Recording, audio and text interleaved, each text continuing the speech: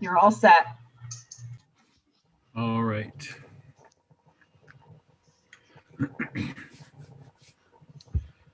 Thank you for joining the City of Kingston's Common Council at our Finance Committee meeting.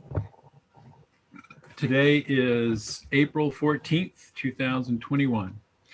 Before we begin, we would like to go over a few guidelines to help us navigate this system as efficiently and respectfully as possible. We ask that members of the public and press remain muted and off camera for the length of the meeting. The moderator for tonight is City Clerk Elissa Tenti, and she reserves the right to mute anyone who unmutes themselves. Council members and city staff will please control their own mute buttons. Good practice would be to mute yourself if you are not speaking to avoid background noise and feedback. Some people may suffer flashbacks. If a council member or staff wishes to speak, they will raise their hands and I will call on members by stating their names clearly for our audio listeners. All of our meetings are recorded. Both video and written transcriptions will be made available to the city on the city's website. Although we will not have public speaking tonight, you can sign up to speak at our monthly council meetings. Please email Elissa Tenti to sign up by noon the day of the meeting, or you can submit written comment for the record by the same deadline. Note that our Common Council meetings are always the first Tuesday of the month. The email address is emtinti, T-I-N-T-I, at kingston-ny.gov. You can also drop comments off at the drop box located outside the side door of City Hall. We encourage you to reach out to your committee chairs or your ward's representative at any time.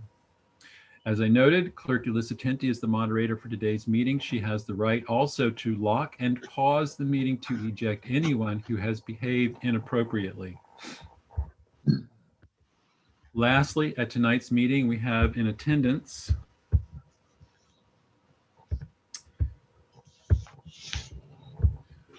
Council committee members Michelle Hirsch, Steve Shabbat, Don Tollerman, Tony Davis, myself, Rennie Scott Childress. We also have members of the Common Council, Rita Worthington and Andrea Schott, President of the Council. Also in attendance are city officials, Lindsay Timbrook, Julie Noble, John Schulteis, Kristen Wilson, Mayor Noble, John Toohey. We have Land Bank head Mike Gilliard, and also the president of the Land Bank Board, Daniel Cantor. And we have guests Nina Dawson and Tyrone Wilson. And also City Clerk Elissa Tenti is here. I believe I've gotten everybody. If I missed someone, please shout at me. All right, good. No shouts. I think we got it then. So thank you for your patience during these difficult times. And on behalf of the Common Council, I wish you and your family good health. I now call this meeting to order at 6:38. So our first order of business down here is the Lights On project. I believe Mayor Noble will introduce, and we've got a couple of guests here who will help us understand the value of this program. Mayor Noble, welcome. Glad to see you tonight. And the floor, the virtual floor at least, is yours. Thank you, Alderman Scott Childress. Thank you, everybody, for taking a moment today to discuss this initiative.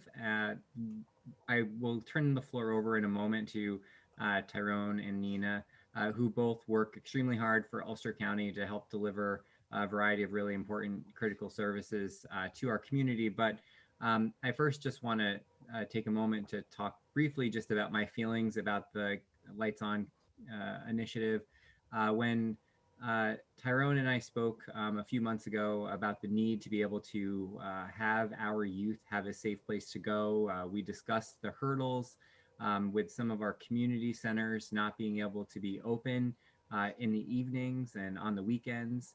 I think out of those discussions came this model that has worked extremely well across our country to be able to open up the high school and to be able to have our youth have a safe place on a Friday night. And so I'm really excited about being able to partner with County Executive Pat Ryan and our school superintendent, Dr. Patalino, to be able to bring this, to a reality.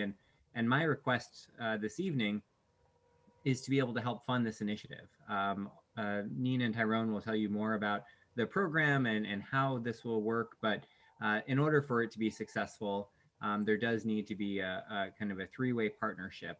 The school district is going to be committing the facility and the security for this over the next year. And the Project Resilience, through Ulster County, through the United Way, will be managing the county's portion, which will be basically equal or more than our city portion, actually. And then the United Way would also manage our contribution on behalf of the partnership. And so basically what we're asking for this evening is a $30,000 commitment that will allow there to be a program that will exist for a year from this first Friday in June. And we think that this is just a pilot. We hope that it will expand and build and grow. But this is, I think, the very first start. And I do believe that at this point, we do have funds within the contingency budget to be able to make this a reality. And so that is my official request for this evening. But I would like to turn it over to Tyrone and Nina to be able to talk more about this program and really their vision for this and how important this really is for our high school age youth to be able to have a place like this to go on a Friday night. I want to say thank you, Mayor, and thank you all for giving us the opportunity to come before you about the Lights On program. So myself and Nina, we pretty much, right after the killing of DJ, we really started to brainstorm on what can we do here in the city to really give our children, something to do, keeping them off the streets, keeping them active. One of the things I did, started researching, other programs that's around, actually the United States, but the one that struck me the most, which was pretty close to us, was in New York, New Jersey. Dr. Akbar Cook, who is the principal at West High in Newark, New Jersey. He actually lost 3 of his students through gun violence. And through the gun violence and losing his 3 students, he actually created Lights On program, which he opened up his high school for extended hours and just to keep the kids off the streets. And it worked pretty well. Since they opened up the Lights On program in Newark, New Jersey, there has been 0 killings. Since he had opened up Lights On, there's a YouTube thing on it. Oprah Winfrey came to the high school and was, really, proud about that type of program. She actually helped fund that program as well. And I think looking at that program, it's exactly what we need here. I think having, our kids, and one of the reasons why we pick these Friday nights, because that's the most crucial times, right? It's headed right into the weekend. And, keeping our kids in a facility for extended hours, it helps. It's a win-win, for everybody. It helped law enforcement, with having to really deal with the children, with the young adults in the streets. It helps the parents to have more of a extended time, to themselves if need be. And it also helps the young individual, the young adults, actually giving them, something to do in extended hours, but still community based. what how we filled in the program was we reached out to all our local organizations and community members here and asked them to come in and join us. Could you bring what you do already into the school for these 4 hours? And that was our plea. We're not trying to reinvent the wheel. We just wanted, to keep it, local, to keep it same organizations, the same type of opportunities, and have it entirely free for our individuals, because there's a lot of programs here that our kids cannot afford to go to. Keeping it, free to them was a big thing for, myself and Nina, as we was discussing this. And, like I said, it's a pilot year. We have actually got the county to actually give us $45,000 towards this. And the partnership, and before I leave and pass it on to Nina, but the partnership between, the city, the county, and the school districts, which I call the three big heads, right? To be working together in this type of project. It also sends a message to our constituents that, we are trying to respond here. We are coming together, as a unit, working together to create this environment for our kids. That's all I have. If there's any other questions, I'm going to pass it to Nina. Hi, everyone. Thank you, Mayor Noble. Thank you, Steve, everyone, for allowing us to participate in your meeting and the opportunity to speak on this program. Before I actually, say a few words, I just want to thank the mayor. You've been so easy to work with on so many topics, and I appreciate you. It's so good to see what we're having right here. Like Tyrone said, the three official agencies working together, the city, the county, and also the superintendent for schools, because this does not have to be. There could have been, with all the turmoil that we're all in right now because of COVID and so many family losses, we could have actually had someone say, oh, I don't think this is a good idea, but because we have a mayor like you, this is possible, and I appreciate you for that. Thank you. And just Tyrone is being very, very modest.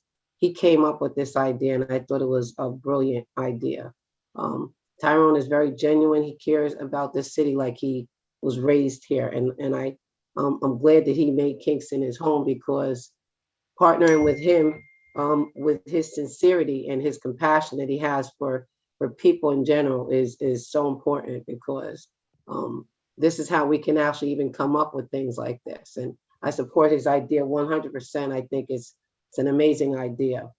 The thought of having a safe place for kids to go on a Friday night, just to come up with an idea or a solution to the violence that Kingston has is amazing. Thank you, Ty, for even coming up with this idea. I appreciate you for that.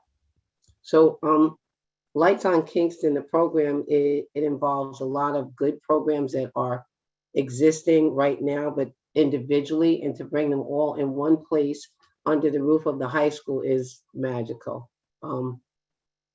We did a tour recently with the superintendent, who's been great as well. He has been from the door. I was thinking he's not going to let us in that high school, but he was like, I love it. I was like, really? So I'm so excited that all of the powers that can make this happen are excited about it. I mean, the high school is a brand new high school. We did a tour, and it's beautiful. And for him to say, we're going to open our doors, was like amazing. They have a weight room that is so state of the art that some of the plastic is still on the equipment in the weight room.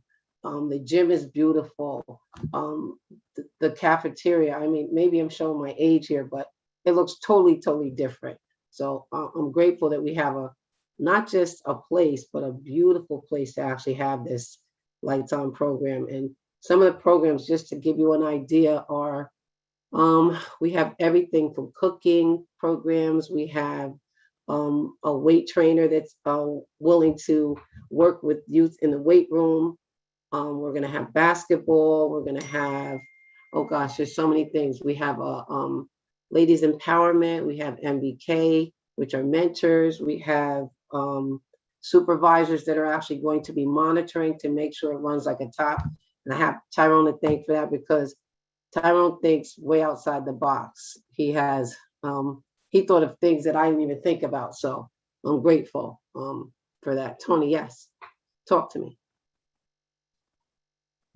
You're muted, Tone. I was gonna wait until you got done to ask a Oh, question. no. Go ahead and ask questions. Well, my That's pretty much question it. is that you stayed through the high school, so you're going to be utilizing, this program is going to utilize classes throughout the high school?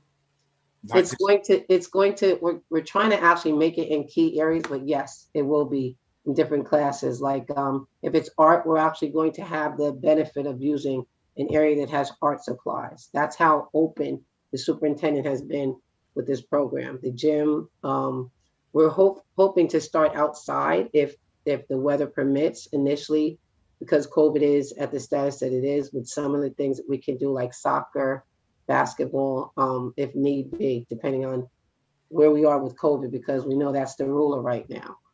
But yeah. All right, because I initially thought it was just going to be utilizing just the high school, but that's great that it's going to be throughout the high school. And I'm assuming they're going to be doing the COVID testing and everything like that as people are walking through, et cetera, et cetera. So we're going to be doing temperature, and masks are required, except eating. I forgot to mention that we're also going to be feeding them, which is going to be a big pull. When they come in, we're going to have different businesses. I think 3 businesses we're going to rotate with. We'll have pizza one night, we'll have Seasoned Gives, another Seasoned Delicious another night. So we're actually making a true community thing. All right, sounds great. Thank you.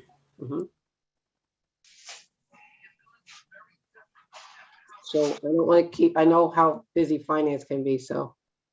My only one other question, how is this going to, what age group is this going to be for? Well, we're right now we're identifying high schoolers right now. This high school age students. Yeah. Okay. Yeah, because let me just say that there is a lot of programs for a lot of the younger individuals, and I think our target, let's not forget that we are dealing with these 15 and 16-year-olds who into the gangs and carrying guns, and so we looking heavy at them. We're targeting them heavy. Those are ones we want to go after and get them in. All righty. My other one follow-up question, Tyrone and Nina. So is this going to be open up to any use in Kingston, or is it open up to, all of Ulster County? Is it open up to anybody, anybody that falls in that demographics as a high school student, or is it going to be just tailored to Kingston high school students? That's why, yeah. Great question. Ty, do you want it or do you want me? No, I mean, I can. Right now we are focusing on Kingston.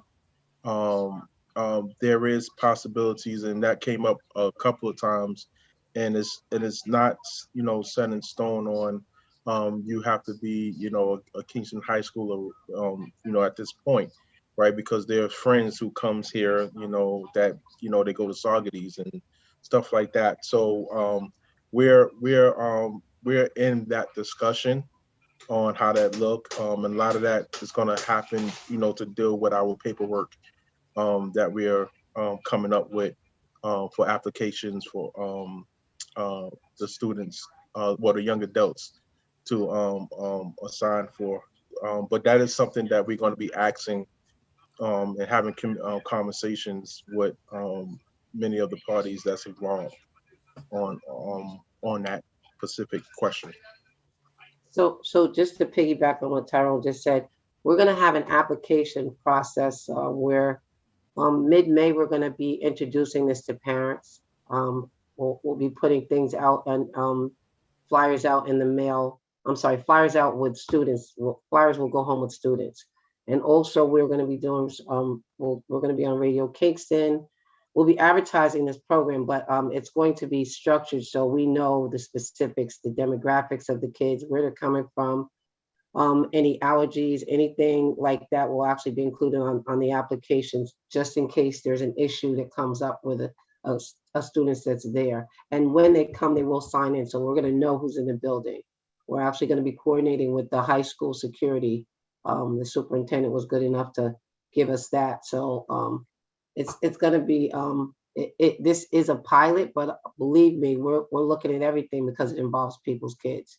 And just the fact that, because we are used to having programs, we know what's required of it. So we got to make sure that it's safe in every aspect. Steve Shabbat, did you have a question or comment?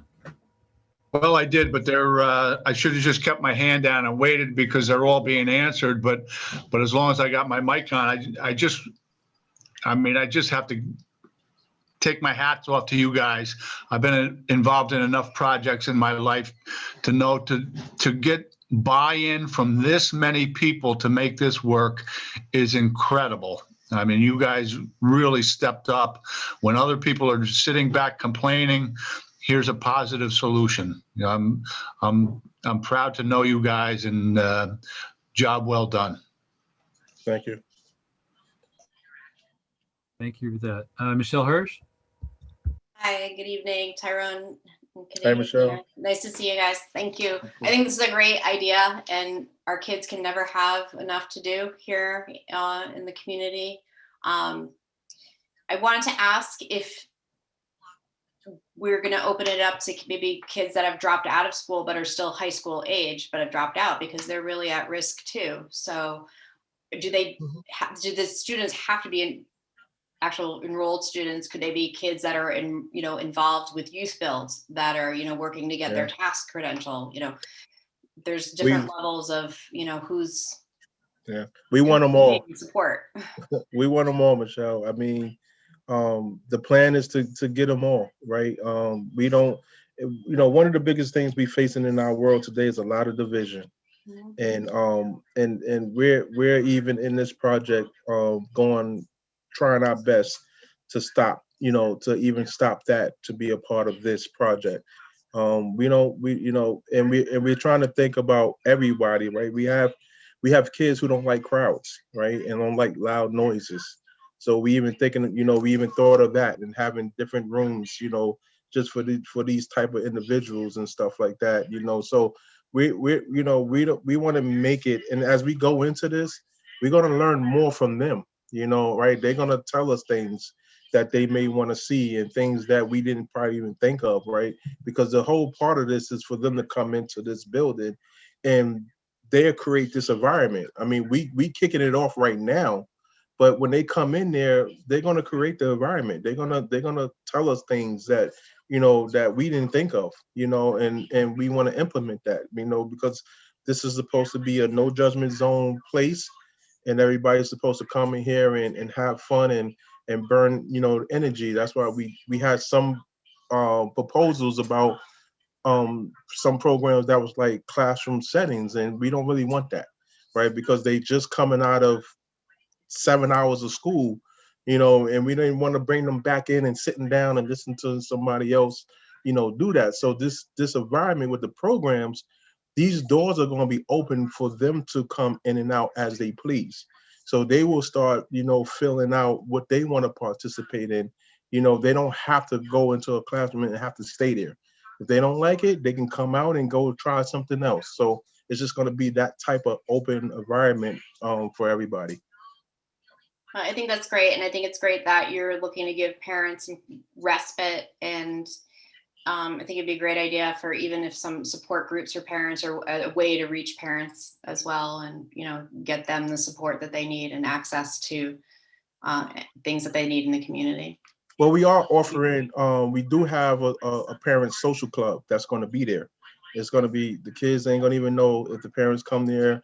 It's something for them to have their own time, their own space, talk about things that they want to talk about as parents and stuff like that. So we also have that set, and that's going to be set there as well, for the parents to come in and, if they want to be there. Fantastic. Thank you. Yeah, if I can just piggyback again, that was a great question, Michelle. because, and I love Tyrone's response. Inclusive is something that we hear people talk about, but this you're actually going to see it, because some of the kids you mentioned, like the kids that are like sometimes termed the bad kids, they're the kids that I mess with in my neighborhood. They're the kids that I actually talk to.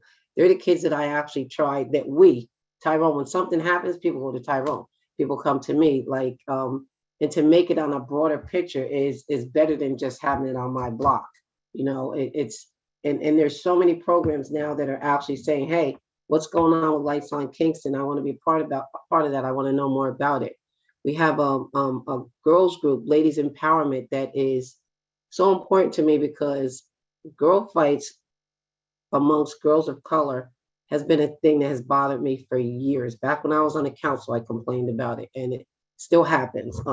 So this, to try to do a program that encourages unity instead of separate and divide, and to show girls that they can actually all, even if they don't get along, they can still be in the same area without actually trying to hurt each other. So that's something that's very, very key to me. But to take it another step, I think it's important for them to see that people in the community are actually trying to do something for youth as a whole, and not have to be like these perfect angels in a classroom setting. Like Tyrone said, it's very important for them to tell us what they want. We have one woman that's actually, she makes things. She's a seamstress. She makes things out of T-shirts and things around the house, who will actually come in and be involved with the girls group. So there's a lot of specific key things that the kids, like Tyrone said, are going to let us know if they like it, if they're not interested, if they are interested. It's the magic of actually doing something like this. It's kind of like a puzzle that we're actually fitting together. I'm excited about it. Great. Any other comments or questions for Nina or Tyrone?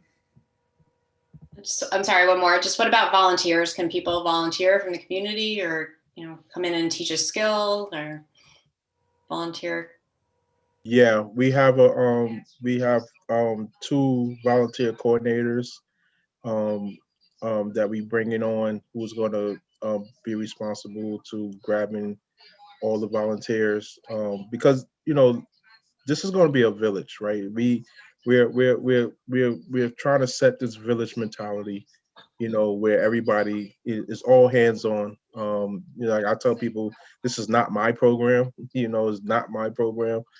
This is our program, and we're going to need everybody, to at some point, put a hand in there, especially and put arms around our kids, and letting them know that we there. So yeah, we're looking for volunteers and stuff like that, and just make sure that when you come in that building, you feel safe and you feel comfortable, and you see the village life of the world in there, which everybody is putting a hand to help our children, and this is what this is all about.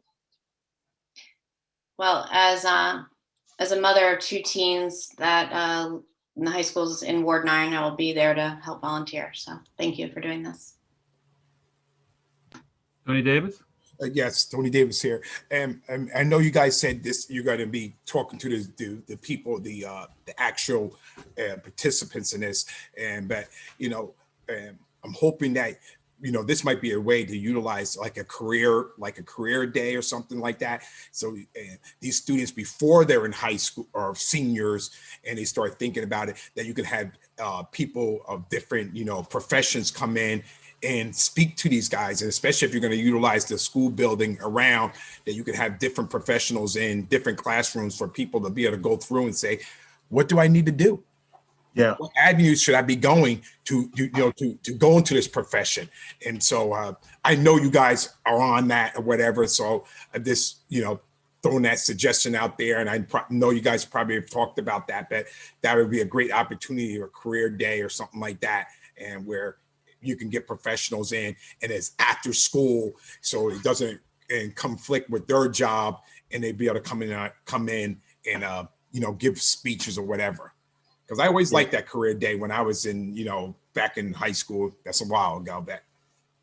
Yeah, and I mean that's totally part of the process, right? It's not um, just having them come in and burn off steam, but it's also it has to be educational. That's a must. And we have a couple of things already lined up. I have Sham God from the Dallas Mavericks coming up at some point during the summertime. And he's doing his tour. So we have him lined up to come talk to some of our kids. And I already spoke, I meet every other Tuesday with all of our law enforcement, the state, the sheriff, and Chief Tenty. And we've been meeting together for a whole year now. And we talking about having recruitments, stuff happening there too, and that's important because we have issues with community law enforcement, but I think there, we can still be a part of bridging that gap and making sure that we can, build right in there a different relationship than what we seeing today, with our law enforcement and our community. And that's going to be a process, but we have, just yesterday we had a young individual who once 20 years old wanted to be a cop, and he came to the meeting yesterday, and boom, they took him in, and they getting them all signed up to go to the academies and stuff like that, just like that. And so that's kind of what we want to present out there, and and they can see officers in a different light, but officers, more importantly, can have the opportunity to really get to know the kids that's here and know them by name, and they can know the officers by name. So those are the advantages that we can take advantage of, with stuff like this as well. I wanted to throw a plug to my fellow brothers and sisters in the fire department too. We can look to recruit too. I already got them. I'm a former firefighter here in Kingston, New York. Believe it or not, Okay. but I am. 4 years, so I already got that plug in. So All righty, we're gonna be good there. Tony, that's great. The idea about some of the things that the county is doing and the city's doing, and we're kind of doing them separately. So this whole thing is gonna be a benefit. And one of the things I'm always doing internships. Paid internships is something I'm doing with a program called Brighter Futures, which is we have kids we pay them to go into businesses and do internships, but it's paid. So it's motivational. I'm actually waiting. I've spoken to the CEO of the hospital. I'm waiting to bridge that because COVID has kind of been a holdup, but we've actually been doing it in other ways. Some of the kids have been working independently from home, where they have a professional person tell them, this is what you do, this is what I need. They do surveys, they do clerical, they do their research in clinical backgrounds. We have a few students that are doing phlebotomy, getting ready to take the phlebotomy class. So there are things in the work, and because we are the county, sometimes the city doesn't know what we're doing and vice versa. So this program is going to allow a lot more of that to be visible. So, yeah. And one more thing before sorry. No, that's all right. By the way, there is a test coming up for law enforcement for the sheriffs. If anyone knows anyone, the test is June. They have to do an application. Yesterday, they do it on the second floor of, can they go on the second floor?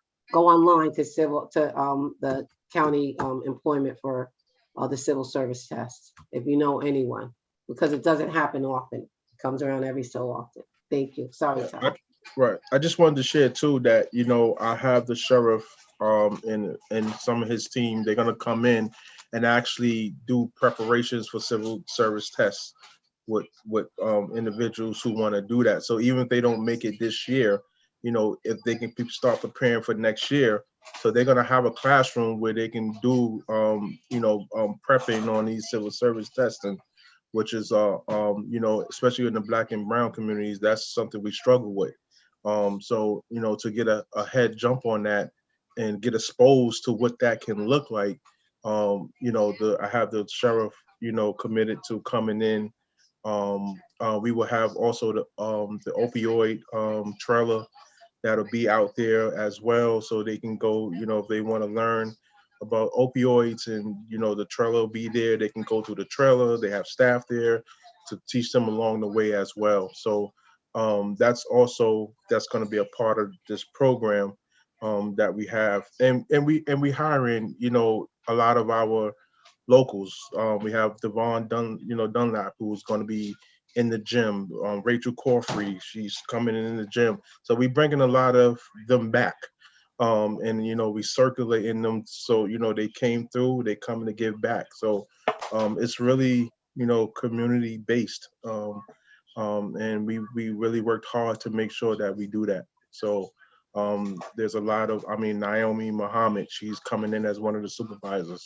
So we have so we've been reaching out to get everybody here inside here. So this is our pilot year. Let's see how it goes. Great. Thank you for both being here, Nina and Tyrone. We really appreciate it. The program sounds great.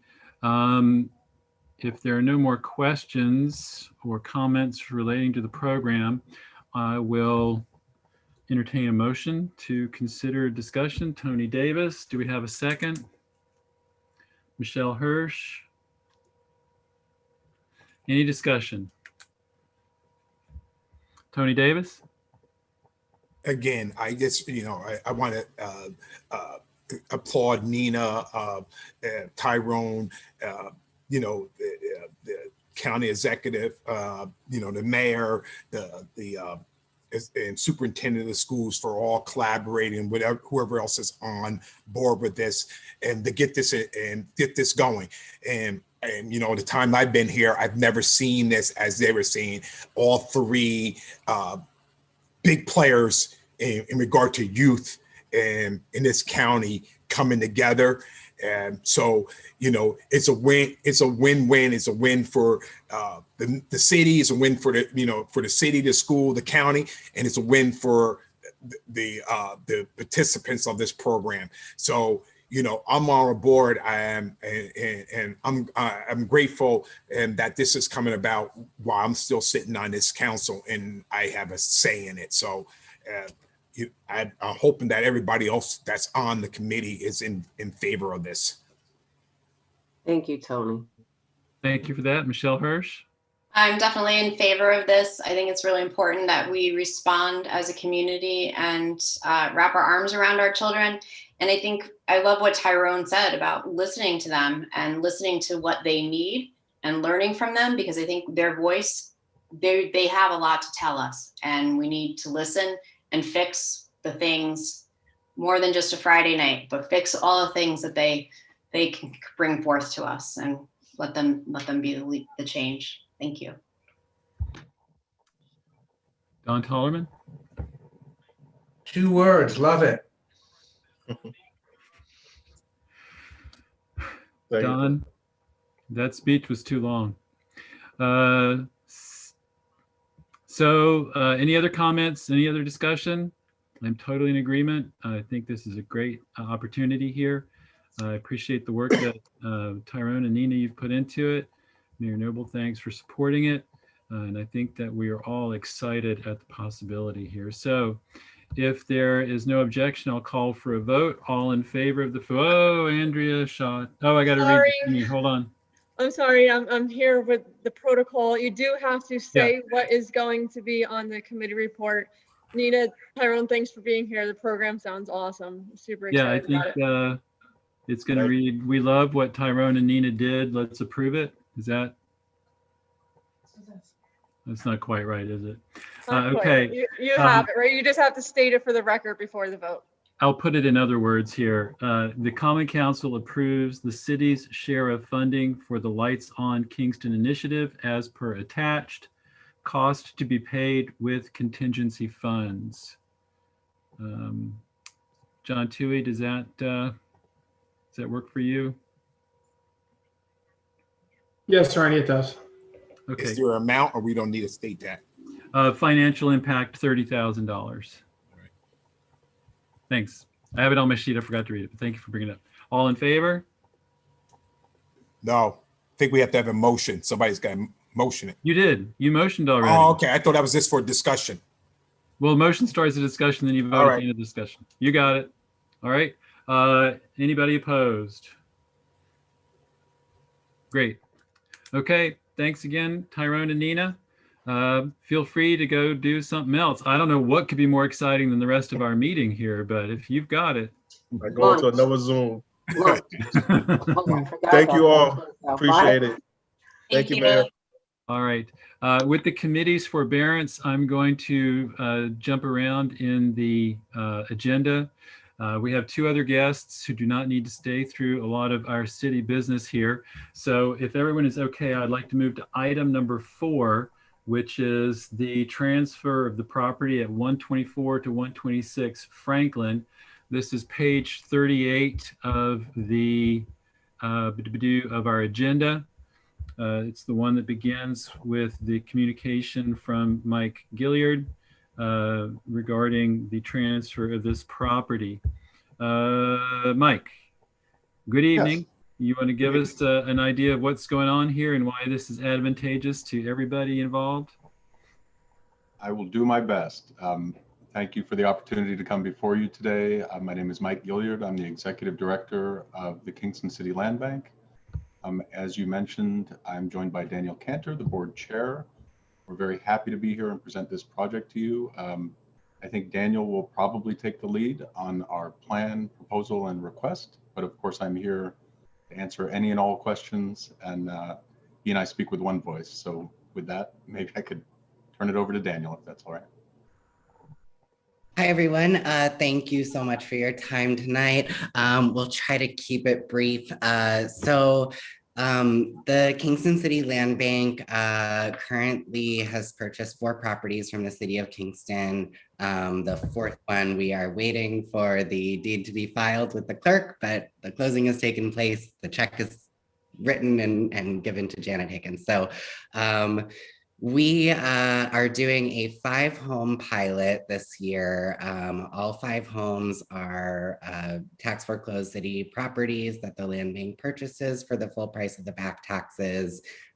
We do a full rehab on them. So every possible thing that houses need, we do. And then we are selling them to families making at or below 100% of the area median income. The first 3 homes are 64 Van Buren, 174 Hasbrook, and 248 Main, and those are being sold at 60, 70, and 80% AMI.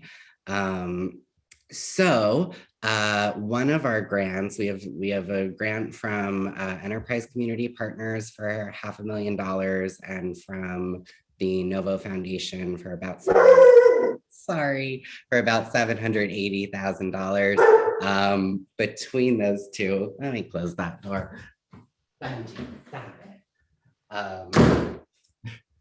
Between those 2 grants, we will be rehabbing these 5 homes. The Novo grant specifically specifies that the remaining homes be located in Midtown.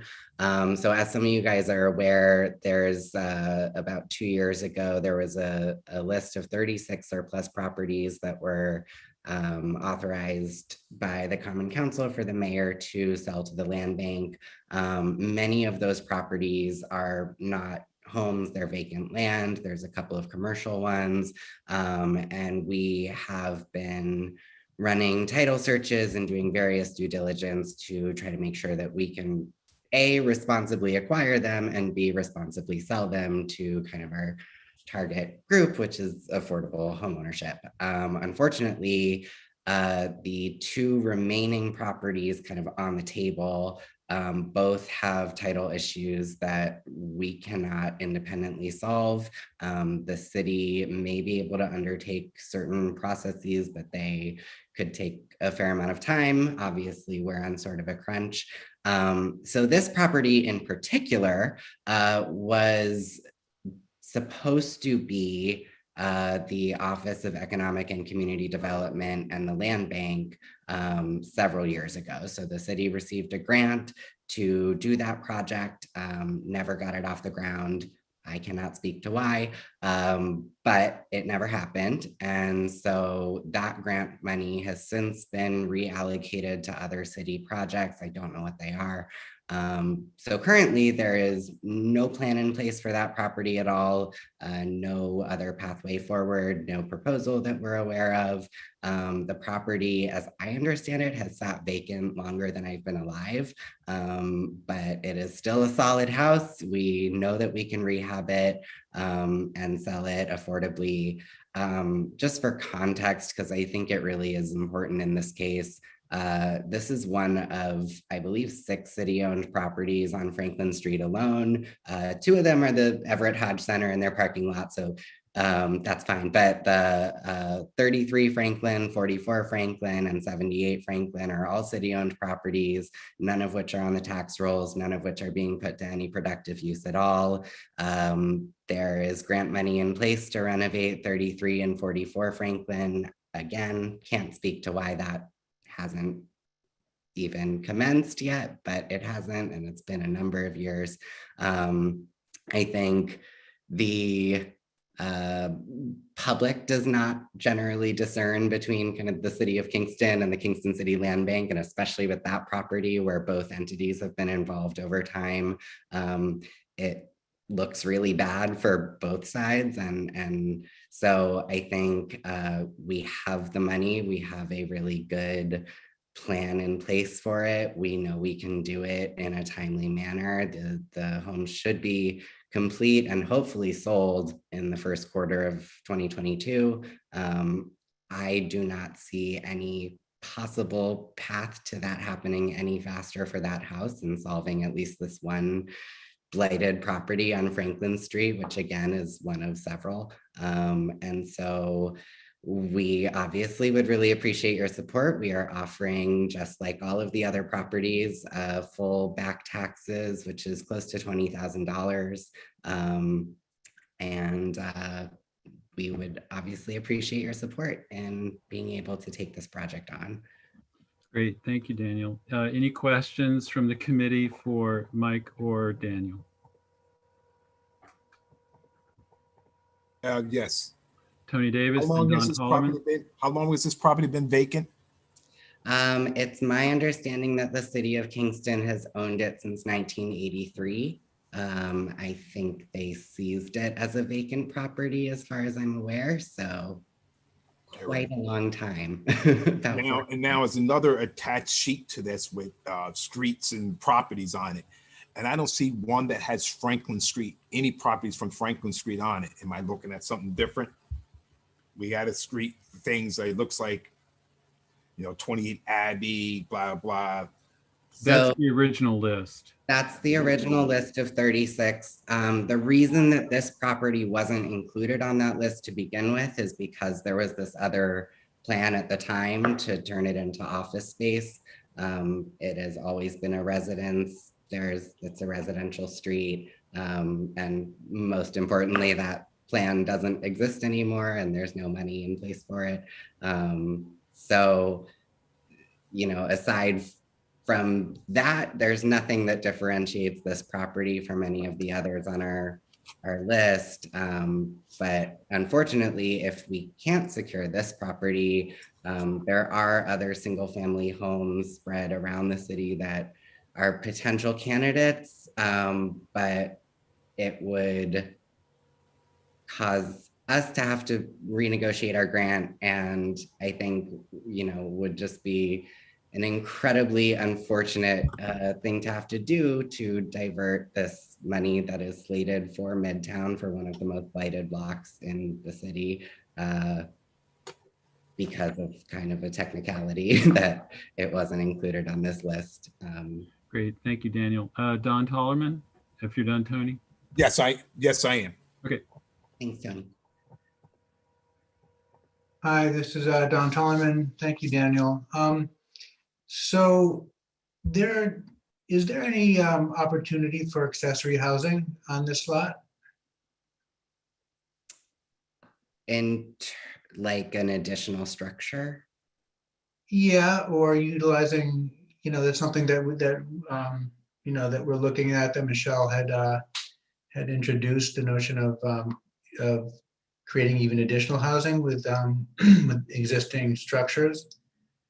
In other words, if one of the homes that you are working with came with a large lot, perhaps that's an opportunity for the city to increase in, or a developer or whoever we're going to sell it to can create another unit or two would be helpful. That hypothetically is a good idea. In this case, well, in all cases, properties under 50 feet wide in the city of Kingston are not considered buildable without a variance. I believe this property is less than that just with the house on it. So adding an additional structure, I do not think is possible. If the suggestion is to demolish the house and build something else, all things. No. I think my point is only to as you go through your inventory. That's just something to keep in mind with anything that we have. Could there be additional housing built as part of it? But I just also want to shout out to Novo Foundation for making this possible. It's a very generous grant, and we really thank them.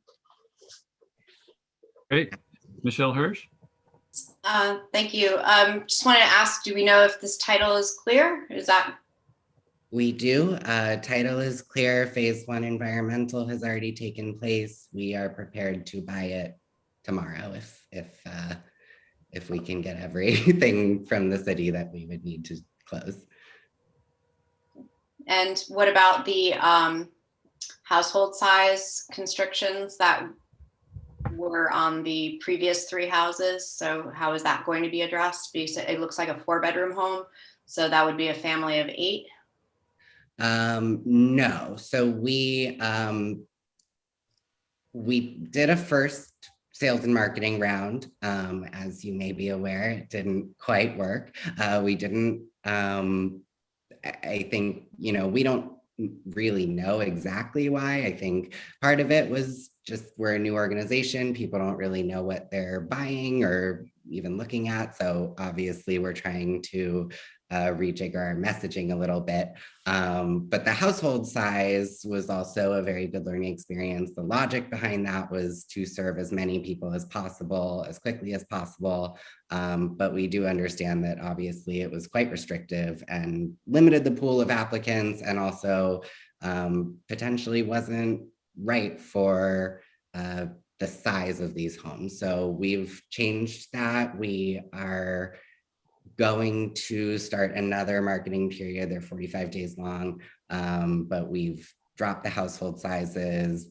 In order to do that, we also dropped the sale prices because a family of 6 making 60% AMI makes more money than a family of 4 making 60% AMI. So in order to drop the household size to 3 or 4 people, we need to match those AMI levels.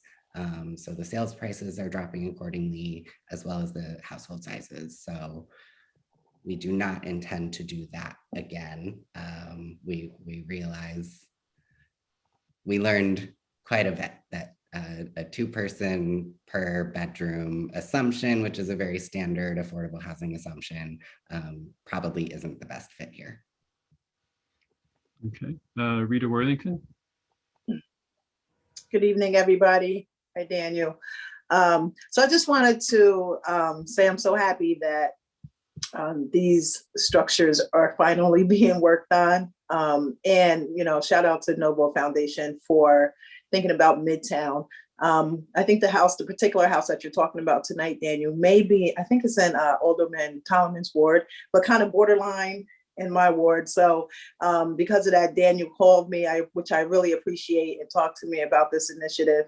And I think that along with the Novo Foundation, along with many people in Midtown, understand that the first step to beautifying a neighborhood is home ownership, right? And giving people that ownership feeling and something to own. And so I'm happy that the investment is going in Midtown and that something is being done. And I'm looking at some of the other houses around here that are being worked on as I speak. So that's great. I'm happy about that. Thank you. Thank you. Thank you. Great. Any other comments or questions specifically for Daniel or Mike?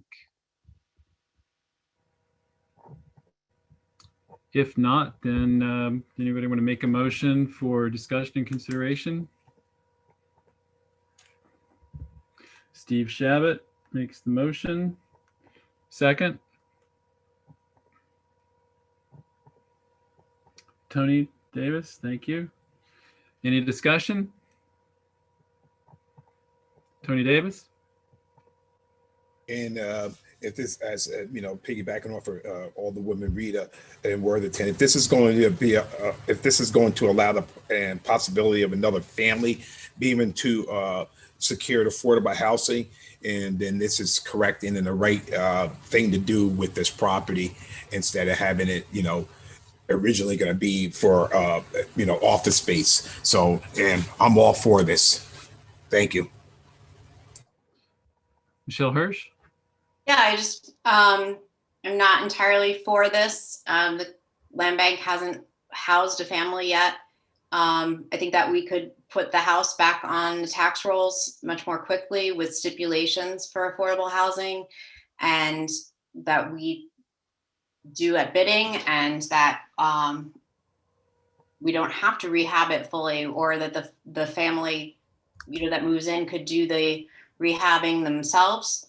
So I don't think that this is the only pathway to get a family in that house. And I think that we should open it to a bidding process. Thank you. Tony Davis? I just have questions for all the women and Hirsch, and it might be a good idea. How would, you threw that out there, how would that work? And how would we, and could we specify that this has to be affordable housing if we put it out there? If we just market it ourselves, who would market it? This the city? And I'm just throwing things out. I'm not saying it's bad or anything, Michelle. I'm just trying to figure out and if that's the right avenue to go. And would the city market it themselves? And would the city be able to just put specifics on who could purchase this, et cetera, et cetera? And so, yeah, we can put answers. Let me know. Yes, we can create. We are the legislative body of the city. We can transfer property and put stipulations on it. So we can sell it. We could put it up for auction. We could say who can respond. We can put, that they have to be local, that they have to be, local family. And that doesn't necessarily, the land bank is not the only pathway to getting a house back on the tax rolls. And it may get the house back on the tax rolls in other ways much more quickly than the land bank is doing. Rita Worthington? Thank you. Yeah, that's a great idea. The only problem is that, Daniel, you said the house has been sitting since 1980, before you may have even been born. And so the city does not have a good track record with putting the buildings back on the property roll. Also, if we did put stipulations on the house, and yeah, we say we do that, and the bidder comes in and says, we say to them, yes, it's got to be affordable housing, a family that's making whatever area medium income has to be in there, then how do we propose? If they're going into affordable housing, how do we propose them to pay for the renovations? I think it's just, I think it's too broad to do that. And if the land bank is coming to us and saying that they can get this house back on the tax rolls before the end of the year, maybe, why not? I just think that's a good idea, Daniel, can I ask you too, you said that the land bank would be ready to take this over tomorrow. Would there be monies coming to the city from that transfer? Yes, if I can speak to a couple of these things. Yes, we will be paying the full price of the back taxes. So it's $19,000 and change, close to $20,000. In addition, just to speak to Michelle's points, in theory, you're correct. However, respectfully, this is why the land bank exists and what we're here for. I understand that we haven't housed a family yet. However, I don't know how you could house a family in any of these vacant and derelict properties. As Rita points out, the property has sat vacant for decades, where we sort of feel is I don't know how you hand somebody a property who makes $50,000 a year that needs $150,000 worth of work at minimum, and expect them to thrive. It's not a realistic proposition. It doesn't work.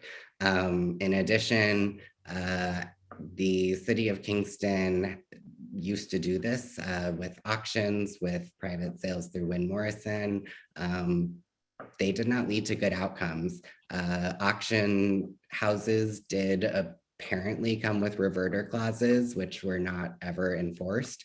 So you can see the results of that walking down almost any street in Kingston, where you'll see either a house that the city sold at auction, or at a meeting like this where somebody offered something close to the back taxes and they took it and the house remains vacant, or the house is owned by an absentee landlord and is in poor condition, or the house was flipped.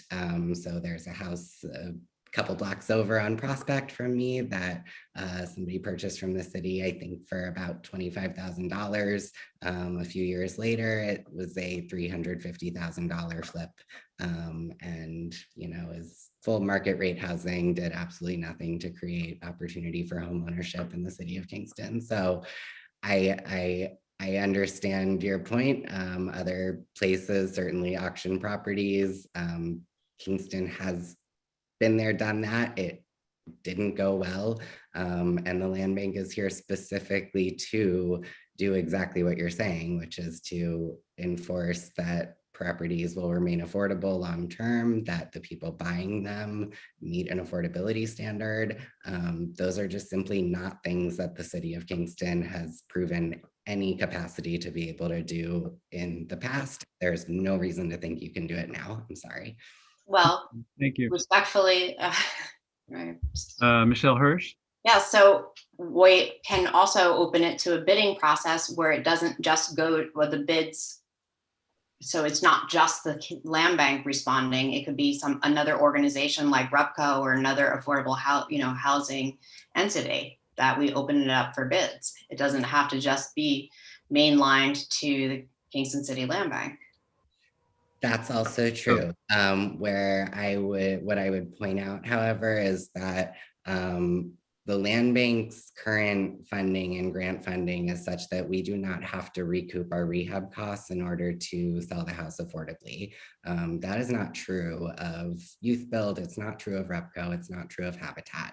Habitat is not interested in doing rehabs in the city of Kingston. They do a little bit of new construction. Youth Build and REPCO are not interested in these projects. So I appreciate the thought again, but I don't think it actually is realistic when it's played out. Well, I also don't think it's realistic that sorry, when all the renovations are going to drive up the assessments and people then can't afford the tax then on the house. So. That's also not accurate. Feel free, you two can make comments, but this is not, we don't want to get into a back and forth argument, all right? So Daniel, thank you for that. What I understood you to say is that the city would receive a check for something like $20,000 for the back taxes. And your concern is that our past practices do not achieve the same outcomes as what the land bank is doing. Okay. Michelle, do you want to make another comment? You're free to comment. I just want to get into an argument. No, I'm good. Thank you. Okay. All right. Any other comments or questions?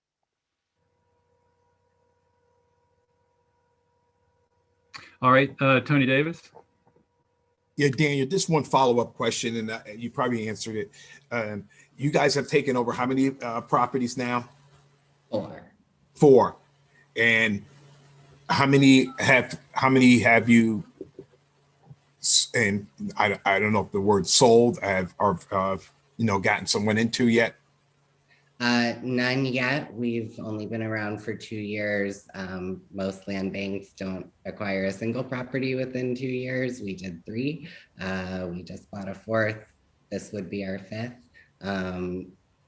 Within the next 7 days, I believe it'll probably be Monday, we'll be basically passing our final decisions on those original 36 properties. Land banks don't generally start out with a list of stuff that they are supposed to deal with immediately. So a lot of those properties, again, are vacant. They have, no relevance to our mission. We just are getting our final 4 title reports in. So, I appreciate that all of that has taken longer than people were anticipating when this was originally kind of sold to the Common Council. I wasn't around for that, but I think this was the only responsible way we could have done it, and ultimately sets us up to actually be able to do this work into the future rather than sort of. So this will be the 5th property if it's given to you guys. This will be your 5th property. Yes, and one of 5 that we're fully rehabbing and selling affordably. And now is there any specifications that when you have to sell these homes, or no, you guys could just be holding on to these homes for an extended time, an unlimited time period? Well, so not this home.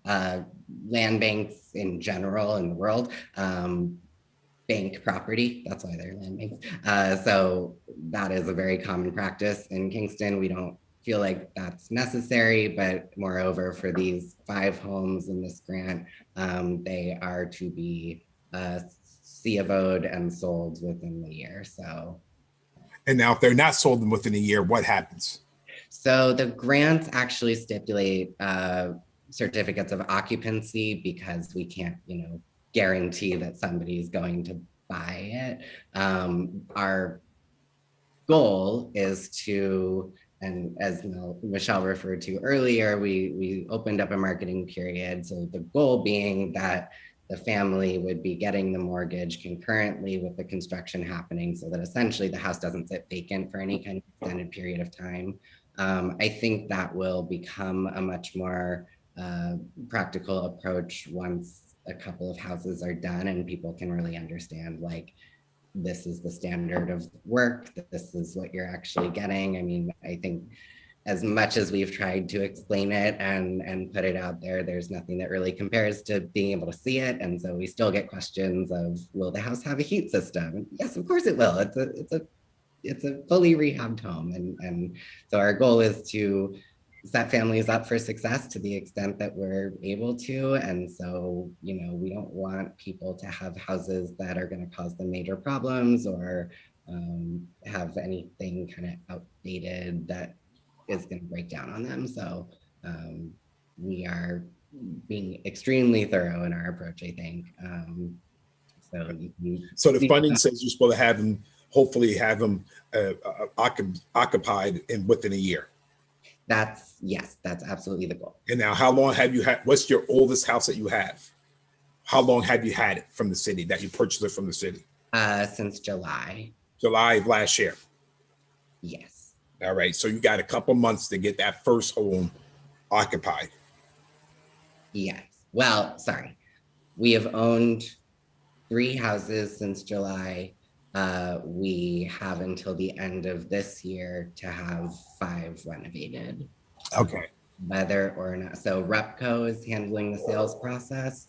So a lot of that is them sort of pulling from their existing list of people who have applied into the first-time homeownership program, as well as people who apply through us. And they are supposed to kind of give us a list of applicants with no personal information, obviously, and our board will make a decision from there.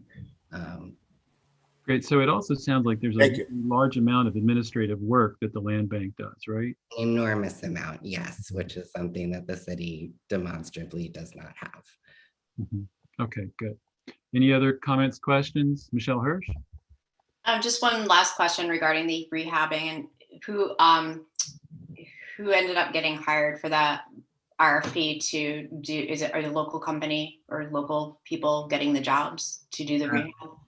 So one firm is Meyer Contracting Services. They are local to the region, not to Kingston specifically. The other one is Maida. They are a women and minority owned business enterprise. Their subcontractors generally are local Kingston licensed subcontractors. You know, we can't control who responds to a request for proposals. And so they were both qualified and fairly local, but we didn't have any Kingston respondents. Right, so you put out an RFP and if local Kingston, if a Kingston-based company applies, you would of course be drawn toward them, right? But if no Kingston-based company applies, you've got to take the one that meets your criteria the best. Right. And Okay, good. the most qualified to do the work. Great, okay. Michelle? So in the future, could you write an RFP that requires a local Kingston company to do the work? Mike, do you know if that's legal? I don't think that's legal. Hi, Alderwoman Hirsch. I don't believe we could actually do that, restrict it in that way. We did talk with our attorney prior to putting out the RFP about different avenues for different outcomes, and I don't believe that that's an option legally. Okay, thank you. All right, any other comments, questions, points to make? If not, then I will, if everybody is okay, call for the vote. All in favor, let me read the actual thing here. It's request authorization of the sale of 124 to 126 Franklin Street, Kingston, New York, 12401 to the Kingston City Land Bank for $19,398.71. All in favor, thumbs up, please. All opposed? All right, 4-1. Michelle Hirsch was the no vote. Thank you, Mike and Daniel. I'll give you the same invitation. You're welcome to stay, but this is the point where you can leave if you want. Thank you, everyone, for your time. Appreciate it very much. Thank you.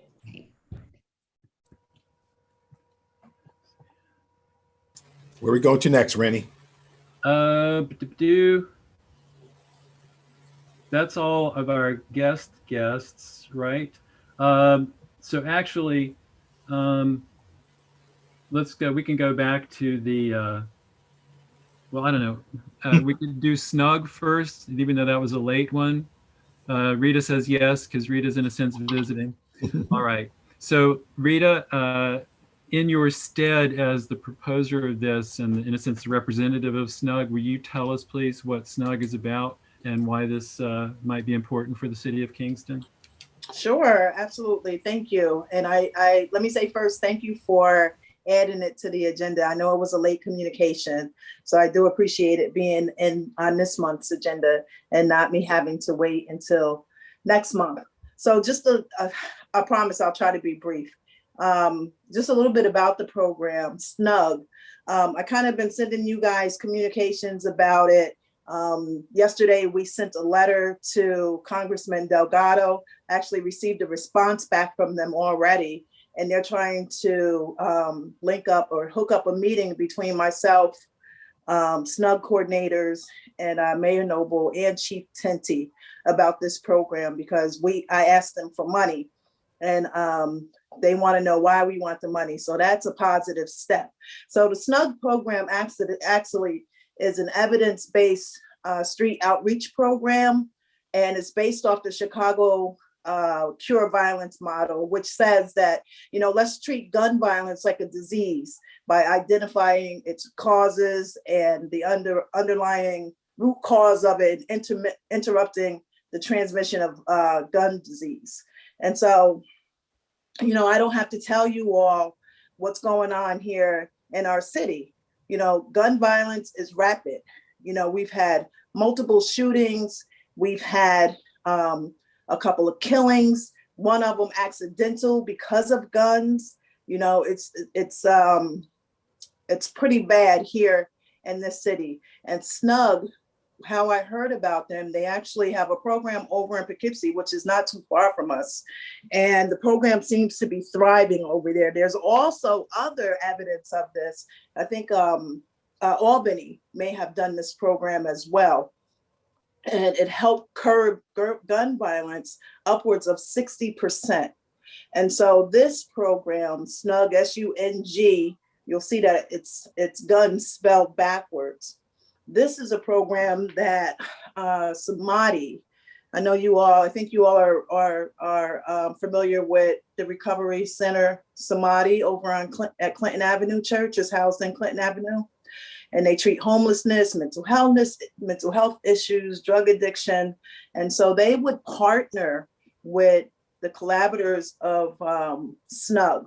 We actually went to a meeting on this past Saturday where they came in, they talked about the program, how they would initiate it, you know, the success that they've been having with this program.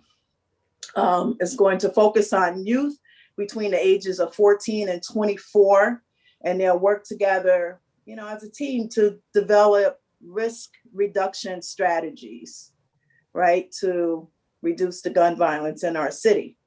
And so that's a little bit about the program, but you certainly could go online and Google it and or go to Samadhi Recovery Center. They have a nice write-up about the program because one of the coordinators already is working over there with David. Her name is Deborah Long, and she's one of the coordinators. They're working together.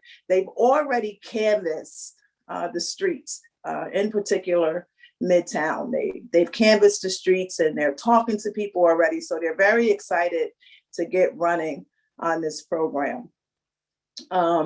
So that's a little bit about the program. If you have questions about that, you can ask me about that. And then I can tell you while I'm here introducing it to you.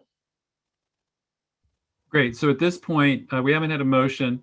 So anybody with questions about the program or comments directed to Rita about it, that's fine right now. Any questions or comments for Rita? Tony Davis?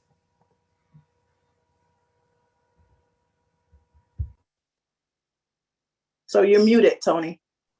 I'm sorry. Hello. If I'm correct, so the funds that would be used will be educational basis. What would the funds be used to do? And just to initially set up the program, and that's why I just wanted to clarify that what the 20,000 would be utilized for. So I'm asking for $20,000. Really as startup monies to help initiate this program and get it running, because it's going to need more money, and you know, thus me asking for money from our federal government as well. But since, you know, I thought because they want to bring this program here to Kingston, it only makes sense that we invest in it as well. You know, they're coming here to help us. And so I did speak to the mayor about this, and he did indicate to me that, you know, we would need to get a budget from them, a cost analysis from them. And so anything that I come to you with, any kind of ask or request would be contingent on them giving us a cost analysis for this program. But, you know, I think that the time is now that we do something rather than waiting. You know, we've had a couple of killings. We've had more than a couple. We've had 3. We have some unsolved murders right now in the city of Kingston. You know, everybody is kind of working diligently to try to get a handle on this, because right now we've seemed to have lost control, and we need to get control back. We need to save our kids and save some lives. Michelle Hirsch? Hi, yes, thank you. Thank you for spearheading this, Rita.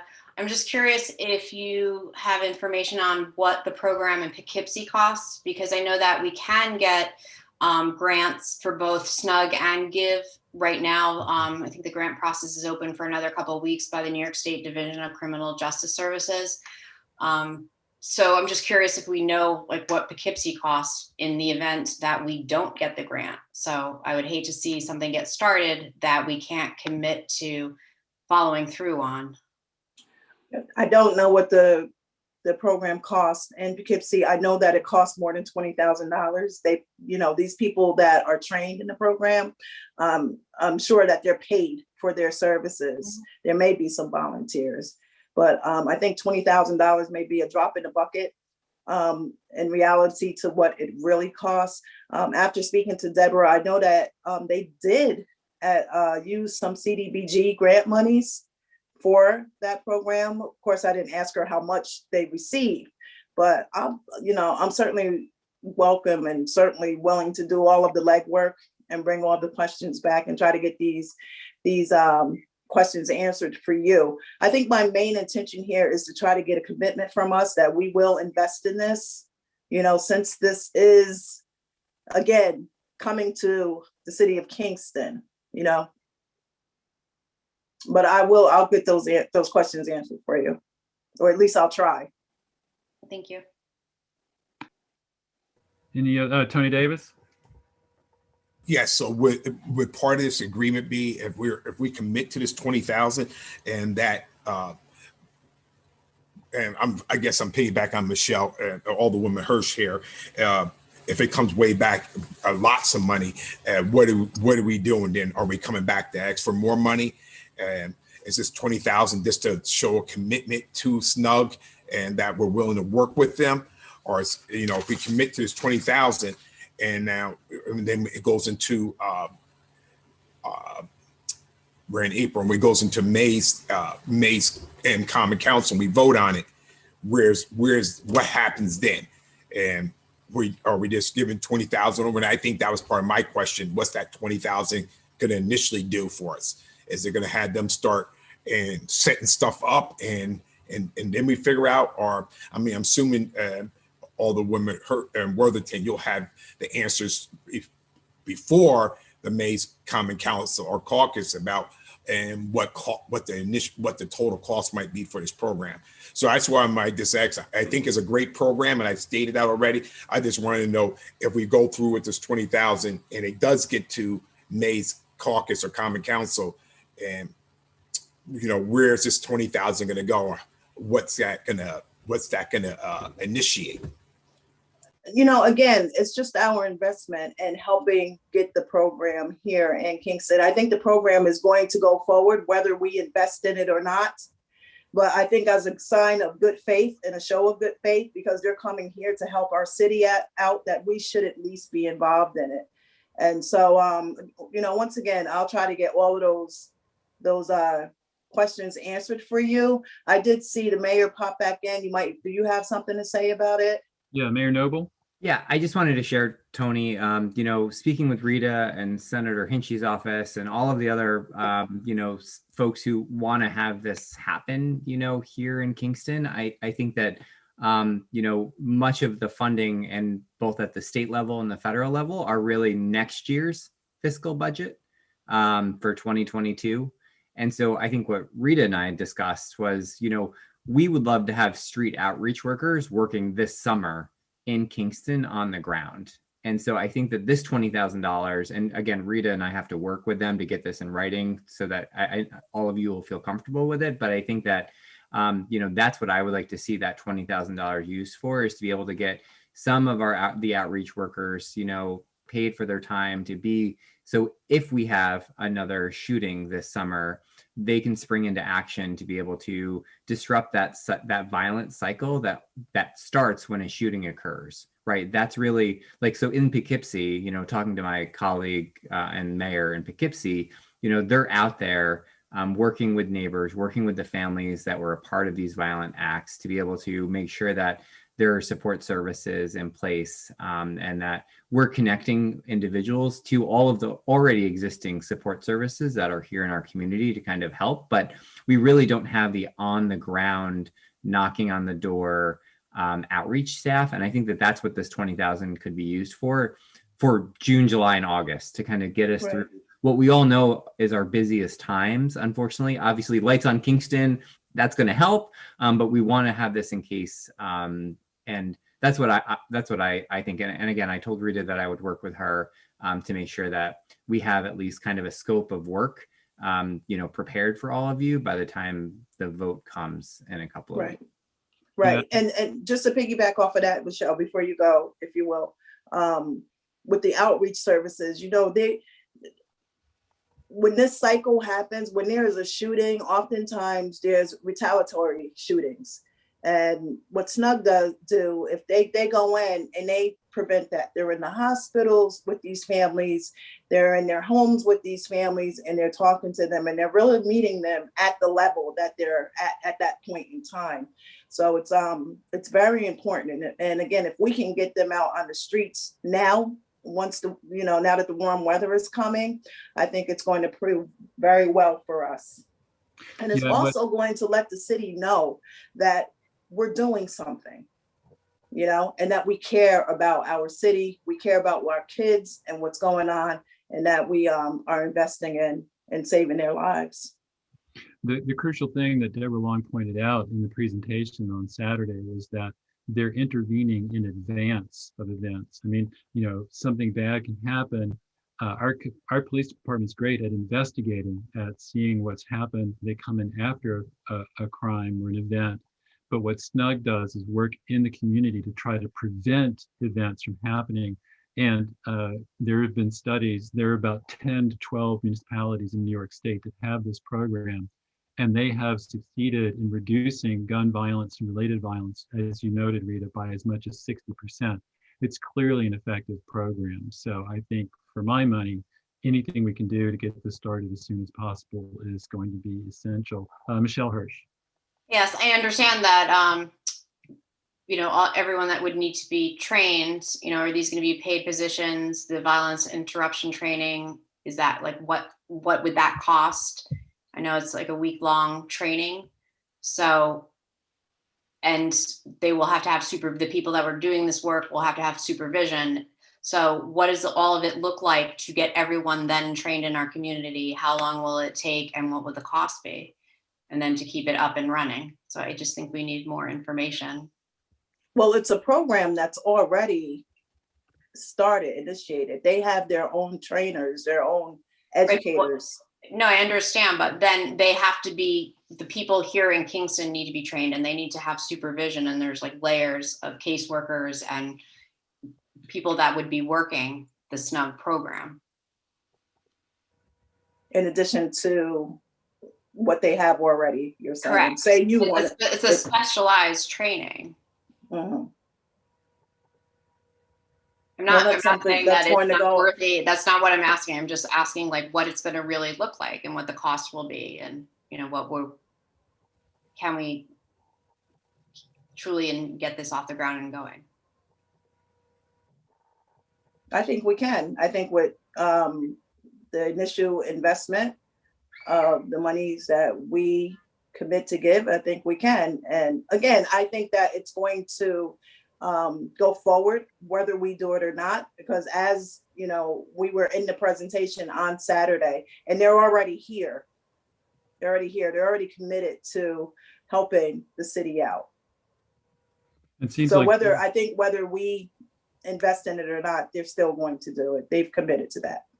And it seems like to me, we have to demonstrate that we have the will to intervene in this cycle of violence. We have to have the will to be ready to work with the community and provide the services that prevent these kinds of things from happening. I understand there's concerns about cost, but if the city of Poughkeepsie can do it, we can do it. We're in better financial shape than they are. And I think that it's a question of will and making it happen. Tony Davis? That's right. Are you done? All right. Yeah. So again, I appreciate the mayor popping in. That's why I wanted to know so that 20,000 initially is outreach service people in feet on the ground, I guess we could say.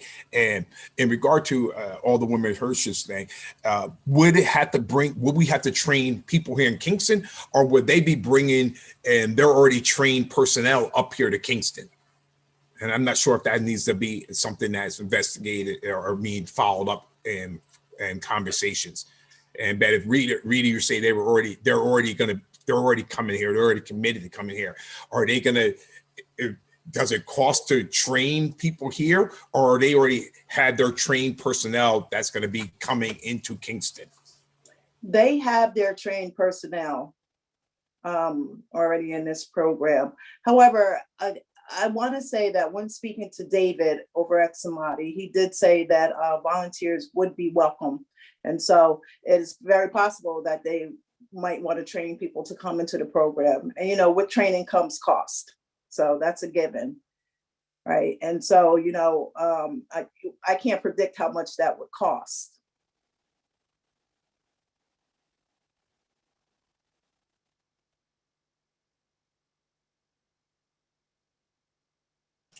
Thank you.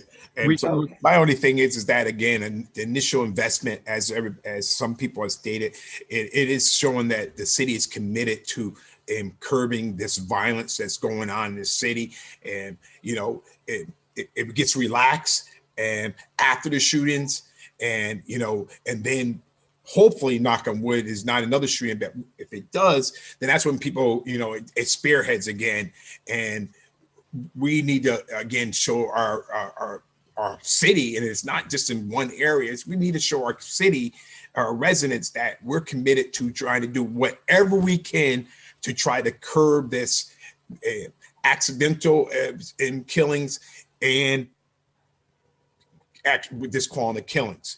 And so, and I think it's a good initial investment in this. And again, I would just, you know, if we could have some follow-up before at caucus, or what the initial price would look like. And, as the mayor said, break down this program, and then we can have some more conversation about, this is the way we want to go, this is the way we want to go, or we want to go this avenue. And after we can finalize the cost and say, okay, we can do this, or we can do this way. So, and again, I applaud you, all the women in Worthington, for taking initiative and going to these meetings and getting information. And I think it would just help and several of us if we could just have some more, details and, by caucus or common council meeting of next month. Thank you. So give me specifically the questions that you want answered. Because I'm not, I'm not understanding the route that we're taking, because I'm talking about an initial investment. Do you want to know what that $20,000 will specifically get you? Because it's not going to pay for the program. So I do know that it's going to cost more than that. Correct. Yeah. And again, what that initial 20,000 would get us, but also then again, what the total figure is. So then we can sit down and say, okay, we're gonna invest more money into this program, and after we know the total price, whatever it might be, and what does that total price get the city, and then we can have discussions about that if we want to go through after the initial 20,000. If we want to go through, and then we will already have that information, and then we won't have to go back and say, oh, all the women at Worthington, can you reach out to them again and tell us what that figure is? At least we'll have that. We will have that information. And okay, I certainly will. That's what I'm looking for. I can't. I certainly will do that. Yep. There's information on the budgets already. I just did a quick look. There's information on what the state of New York has supplied to different municipalities. There's also clearly support from the state of New York for these programs. They've underwritten a dozen of them in other places. One is in Newburgh, one is in Poughkeepsie. And because it's evidence-based and because it's been proven effective, I have every confidence that we would be able to draw monies from both the state and federal governments. And as Rita pointed out, this is just money to get started. And in essence, I think what the committee report would say, we're going to give the mayor authority to use this $20,000 to get the program started, to make sure that we've got a good foothold in the process as soon as possible. Steve Shabbat. Yeah, thank you. This is for either the mayor or Rita. I'm just wondering, have our local law enforcement been involved in any, have they weighed in on this? I guess would be the proper term here. So initially, I don't know if Mayor has met with SNUG coordinators along with Chief Tinty or not, but we are trying to set up a meeting between myself, the mayor, Chief Tinty, and Congressman Delgado's office right now. Now, as far as the coordinators, have they spoken to them? They may have, I'm not sure, but this is not really a program that it will be focused on law enforcement. It's more focused on, getting our kids and stopping this gun violence that's in our city. The police, we understand that they're already taxed. They can't go knock on doors. They can't put feet out on the ground to intervene in some of these situations. But these trainers and these educators, they are committed to doing that. And but to answer your question, Steve, I don't know the exact answer if they've spoken to them already, but we are setting up a meeting now. I actually see that Chief Tinty is with us here. Steve, did you have something else to say, or can we invite Chief Tinty in to comment? Yeah, well, I'll just finish up and say, I mean, I realize they're not going to work in unison, but it does seem like there's going to be some areas of overlap, which is a good thing, I think, because as you say, law enforcement here doesn't have enough manpower to do this kind of legwork that these folks are going to be involved in. So I'm just wondering, what I guess the chief will tell us what he has to say. And sorry about your electricity there, Chief Tinty. You're operating by candlelight? Oh, there we go. Okay. There we go. That's better. She turned the lights on. So part of it is that I was present at last night's meeting with Deborah Long presented. I heard from her. I am very familiar with the SNUG program. It is a presentation that's put on every symposium up at the GIVE conference up in Albany. It is proven, it is evidence-based, it is community-based. It doesn't rely on law enforcement as much as it does on community and then support of the local government. So I am supportive of the SNUG program. It does have an avenue in the past. I know Alderman Hirsch has mentioned about the GIVE initiative or the funding for GIVE.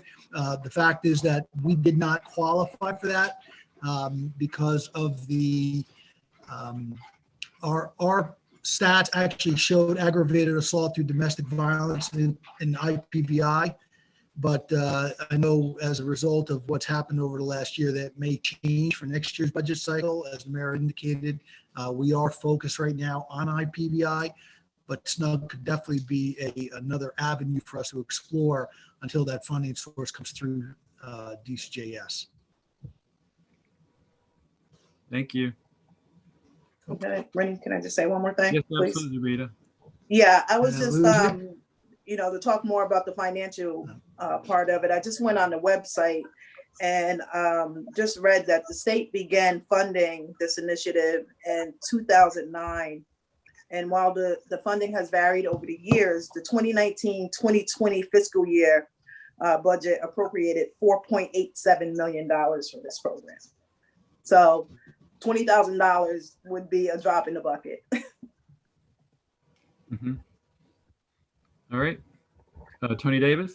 And again, let's follow up on that, Rita. Thank you for the information. And again, that is, I can only speak for myself, but that's why I'm looking for that data, because if we know what the final price is, it might be state money out there, federal money, it might be grant money out there, and we might be able to utilize in it. And that's the only reason I'm looking for it, because down the road, at this initial 20,000, we can say, okay, if we were to go that route, we could say, okay, this is what they're saying its total price is. And then we could, the powers that be, the mayor, the grant department can look to see, and the police department could see if there's funding out there, and if we were to keep on moving for it. And that's why I was just saying, if we can get any total prices or close to it, because then we wouldn't have to go back and do the legwork later on. We already have that information. Great. Any other comments, questions for Rita? Michelle Hirsch? I just want to say that I support the program 100%, but I just need to know like what it really is going to look like, the funding, how much we will have to commit as, a city. It's a given that we're all wanting to cure gun violence in our city. So just a little bit more information on what the needs of Samadhi will be overall. So to get this up and running and have, the training and the proper supervision. Thank you. Tony Davis. So again, I see that Alderwoman Hirsch has some, she has some questions and reservations. Is this something that we could just put off and have a special finance meeting prior? And, in May, that we might be able to get more, the mayor or and Alderwoman Worthington might have some more information that might, if there's any, outstanding questions there that we could have before. And then, we could do a special finance. I know we keep on having these special finance meetings, but if anybody has any questions out there, and we might, and Alderwoman Worthington might have those answers by our special finance meeting. President Schott. Just another suggestion off of that is to pass something tonight. Rita has already committed to getting together the work and then talking at caucus, and if it's still not enough information, put it off for another month. But this way you don't have to have a special finance meeting. Like I said, Rita's already committed to gathering all the information. So that's just another suggestion too, passing it tonight. That would be my preference. Yes. Thank you. Alderman Hirsch. Yes, this is a question for Chief Tinty. So when you put together the the intimate partner violence interruption program, how long a process was that? And so that particular program, IPVI, so that program actually involved more of law enforcement than community-based, although it involved different agencies. For us, it was about a 3 to 4 day training, and then when we went to the what they call the IPVI University, held down at the National Networks in New York City. But implementation took a while. We had to put up forms, change certain procedures and policies within the department. Overall, we probably turned it around in 4 to 5 months. The district attorney's office had to get on board, and again, we were approached initially by the New York State Division of Criminal Justice Services, and they focused to give money towards that application. SNUG right now, I believe, SNUG is one of the programs as Alderwoman Worthington mentions. Newburgh and Poughkeepsie, Albany County, Albany has it, Buffalo, I believe, has it, Rochester. That is a program that's been proven over and over, but for our jurisdiction, for Kingston, as part of the GIVE initiative, they did focus on IPVI. So I imagine being community-based, it sounds like yesterday with David McNamara and Deborah Long, that they are ready to hit the ground running on this thing. So I don't think it would take long at all, a few weeks. Can I just ask another question? Do all of those municipalities that have the SNUG program also have the funding from the state? I'd have to look at the records, but I do believe that there is some GIVE funding set aside for SNUG in Poughkeepsie and in Newburgh. There is, yeah. Kristen Wilson? Yeah, I was just looking at the information about the grant, and it seems that they administer the SNUG sites in many cities across the state, including Poughkeepsie and Newburgh. And it's non-competitive once you're an existing site, and it's the grant application is competitive for new sites, but it doesn't say here yet when the new grant application will come out. So if there was a new grant application, we would apply. We could apply for it. This getting things off the ground with this $20,000 might help make us a little more competitive. But I don't know when that application will be available. can't find that yet. Just one more question. So doesn't the Department of Criminal Justice, isn't it responsible for overseeing the whole SNUG program? My understanding is that DCJS does evaluations on every jurisdiction and then determines what's best for that jurisdiction based upon uniform crime reports and information developed as part of the Part 1 crimes. They determined for a few years now that IPVI is where we need to help. But in other jurisdictions, they've implemented GVI or group violence intervention. Right now, I think would be a candidate for that if re-examined, but I know right now the focus that the state put us on is IPVI. Right, but would we be still then like a true SNUG program under the DCJS system, even if we don't have the funding from them? Like, would they be overseeing it? Well, I think that it would go a long way if the city adopted its own SNUG program or instituted SNUG locally here, and then the state would see the success, obviously the success that we would achieve without their assistance, and then go further to help us with it. I actually think it would make sense to do it now and then get additional funding from the state later. So would we be able to access that training, the same trainings, the violence interruption trainings? Well, I think there's two things going on. There's SNUG and then the GVI training. So there's two actually. One is they work together hand in hand, but GVI focuses on the police department, law enforcement, parole, probation, where SNUG is actually a community-based response, where it focuses on getting personnel and people, community members, to kind of approach it from a different point of view, a different avenue, I guess. Right. It involves a training process, but who credentials that training then if we're not doing it through DCJS? That's my question. Are we going to have like? All right. So are there other questions, comments here? Does anybody want to make a motion to consider? Because I think the best way is the one that Andrew Schott mentioned, to vote on it. We'll get more information before and we can discuss further at caucus.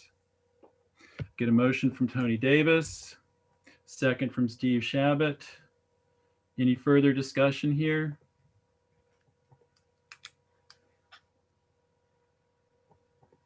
Tony Davis? Again, I want to thank all the women, Worthington, for all her legwork that she's done so far on this. And I think this is a good initiative. And I believe as chairwoman, I'm not chairwoman, but majority, oh my goodness, I can't even say, Madam President said that's fine. Yeah, that's the best. I think that's the best avenue, and I appreciate your feedback or your input, and think that's the best avenue to go. And instead of tabling it, is to go that route, and then at caucus, and we should have more information. And I'm sure that all the women Worthington is going to have those answers that those questions to those answers to the questions at that time. Great. All right. I'll try to get it to you before that time. All right. Any further discussion or Michelle Hirsch? I'm not as much, I cannot vote yet for something right now that I don't know whether or not it's a real program, if we're going with the Department of Criminal Justice program of SNUG or creating our own SNUG. I need to know that differentiation. So. Okay. Well, Michelle, I just want you to also keep in mind where the city is heading right now with this gun violence. That's all. If we're going to use an evidence-based program, we need to have an evidence-based trained, appropriately trained group of people. Well, I would suggest that maybe you contact David McNamara and Deborah Long, who is also a coordinator of the program, and they may have more sufficient answers for you. Maybe we can invite them to caucus or something. Please. I'm sorry? I'm sure the community would like that information too, if we could invite them to caucus. Well, I think the community is just is tired of the gun violence that's happening in our city right now. They want something done. They want the city of Kingston to do something. Yeah, for my money, I prefer action rather than worrying about administrative minutia. I think this is just a really vital program to look into and to initiate and for us to think through. And there will definitely be some money questions down the road, but I would rather that we get started now so that we have a good place to go from rather than waiting to get all the I's dotted and T's crossed before we make a commitment. That's my feeling. So any further discussion? Without objection, then I'll call for the vote. All in favor, thumbs up, please. You have to read the Oh, you're right. Sorry. Finance report. John, help me with this, please. I worded it that the Common Council approves giving the mayor the authority to draw $20,000 from contingency fund to establish a SNUG program in the city of Kingston. Financial impact, $20,000. John lost his internet, so he's on the phone. I don't know if he could talk in there, but he's John, if it's a problem, if you can't talk, just send me a text message and I'll let Rennie know. Hi, Rennie, I had sent you a committee report, but what you said is fine. I think you just want to add the wording of transferring from contingency. The account number is A1 1990.5404. Can you read that number again? Sure. It's A1 1990.5404. That's contingency. To A1 1210.5472. That's contracted services in the mayor's office for the amount of the transfer. Okay. All right. So we're clear on that then. So all in favor, thumbs up, please. All opposed? All right, Michelle Hirsch is the one vote against the SNUG program at this point. Thank you. Next, we will move on to Chairman. Yes, sir. Childress. Yes, sir. I'd like to point out that we had talked some months ago about having our comptroller go first. Oh, yes, you're right. Sorry. Thank you, guys. Thank you, Chairman. Thank you all. Thank you, Rita. Thank you, And Tony. I I'll wanted be to sure have to our get all of guests that information first. for you. I wanted to have our guests first since they aren't getting paid to be here. All right. So, John Toohey, can you give us the overview of the budget? Sure, Rennie. Can you hear me? Yes, sir. Okay. I sent everyone the financial report. First things first, we're in the process still of wrapping up our 2020 numbers. I do expect that we will have a surplus for 2020. Our report to New York State will be submitted within the next 30 days. We can then update the Finance Committee with those figures. In the meantime, I've sent you a report for the current year. It was in your email. I just want to point out, if you have the narrative report, a couple sections I think that are pertinent right now. It's very early in the year, obviously, to give you an idea of where most of the expenses are. As of right now, we're generally tracking in line with budget. There are two line items I just want to bring your attention to. I know we've spent a lot of time talking about sales tax.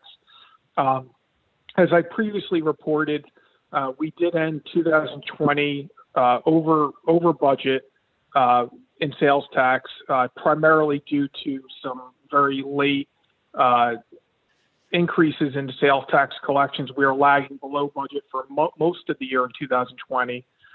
Then we had some pickups, particularly actually even after the year 2020 was over, because keep in mind, we're still collecting 2020 sales tax sometime in 2021. So where we finished 2020 on sales tax was $14,637,000. For 2021, we've budgeted $15,865,000. And as of year to date, we're actually above where we were last year. So at this point, 2021 sales tax are very favorable. I think it's just something we have to keep an eye on. But I just want to give you some background as to why that is. When the 2021 budget was created, we were significantly below our sales tax collections at that time. So the mayor, the council adopted a budget that had a decline in sales tax. The increases in sales tax occurred after the budget was adopted. So as of right now, potentially we're looking at a sizable sales tax variance for 2021. It's early in the year. We've only had a handful of collections, but I'll continue to report to the council to keep you updated on those numbers. And with state aid, I think everyone's aware that we had budgeted a decrease in state aid based upon the governor's budget and what we had heard from New York State. We recently received news. I passed that along to the council that the 20% clawback in state aid has been removed as part of the executive or as part of the enacted budget. So we will have a positive variance of $613,000 in change in state aid. So between those two numbers, it's those are the big ticket items in terms of revenue for 2021, where we expect a positive variance. Everything else is tracking pretty close to budget. Great, thank you, John. So in general, it seems like from 2020, we emerged pretty much unscathed financially, right? Yeah, I mean, you know what happened is obviously, the sky was falling early in the pandemic. No, I don't think our situation is much different from a lot of municipalities. We saw revenue declines in parking, we saw in sales tax. We were anticipating state aid clawbacks, and this is all based upon the information that all of us municipalities were getting. So the city of Kingston, like a lot of municipalities, stopped spending money, right? We across the state, municipalities put in place plans to curb spending, whether they did it through budgetary transfers. Some had layoffs, some cut back on discretionary spending. The city of Kingston, we had a number of things that we did. We had the voluntary we had the furlough program. We cut back on overtime. We did a number of items that cut back spending. And then it was later in the year, really, where, the numbers started to shape up. The sales tax picked up after, 2021 budgets were done. We found out state aid was coming back and reinstated. So, we prepared for the worst, right? And fortunately for the city, it wasn't the worst. Everything rebounded for the most part.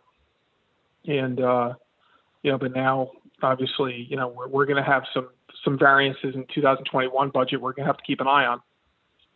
And then obviously when we report the 2020 results, we're going to have decisions to make. All right, good. Thank you for that, and also thank you, John, for organizing the event with regarding our debt. That was really informative, really helpful, and I think it was just something else that kind of gave us a sense of optimism looking toward the future in terms of our finances and where we are in terms of improving the city. So appreciate you putting that together. You're welcome. You're very welcome. All right. The next item I'd like to move to is the license plate reader question. This is just moving. We've already approved this. This is just moving it from last year's budget to this year's budget, if I understand it correctly. Is that right, Chief Tinty? That is correct. Yeah, we were not able, we just were not able to secure the purchase order in time before the closeout of the 2020 budget.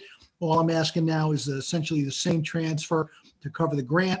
Nothing's changed on that part, just a transfer so we can issue a brand new 2021 purchase order to continue the program now. Okay. Any questions there, Tony Davis? And again, I apologize. Chief, how much was this grant for? Because it's not stating on this little the communication I have, and so I wasn't sure if you just said it.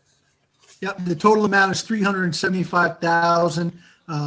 We're looking for 150 from the city, and the remaining amount to be funded through the grant. So 150 from the city. That's correct. Thank you. All right. And just one other question, follow up. Yeah, coming from contingency. That's correct. Okay. That's correct. Other questions for the chief, Michelle Hirsch? Yes. So is the purchase order being made out to the vendor? I'm just not clear. Yes, we would be issuing the purchase order directly to the vendor. Okay.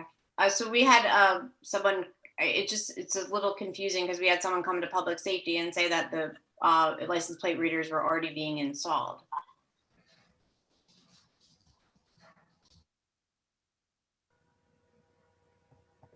I'm having trouble. There we go. At this point, I mean, at this time, I have Julie waiting in the wings there. You can see her. She kind of spearheading the program from the project manager point of view. Julie, I don't know, update wise, I haven't heard that. I know that we put out the locations. We met with, you know, any type of issues with electrical connections and pole locations, but I haven't heard anything being installed. That's not the case. We have a mobile unit that we've been using for investigations. We've had that for years, but I don't believe anything's been installed at this point. We haven't had the purchase order to move forward with it. Yeah, nothing has been installed yet. Right. And Serena Pepper came to public safety and said that the work was going on. Well, the thing is, this is being run as a change order through the LED retrofit project. Right. And so the LED project is complete. And so she might have said that that was installed.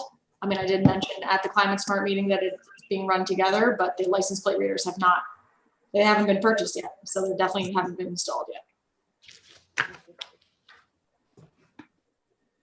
All right. Any other questions, Tony Davis? If I'm correct, I think it might have been mentioned that they would be able to utilize the poles to install this. Is that maybe correct, Chief or Julie? And maybe that was what was stated, that the poles might be able to, once they might be able to utilize these readers on those poles, but I don't recall that. So that's the only thing I might recall.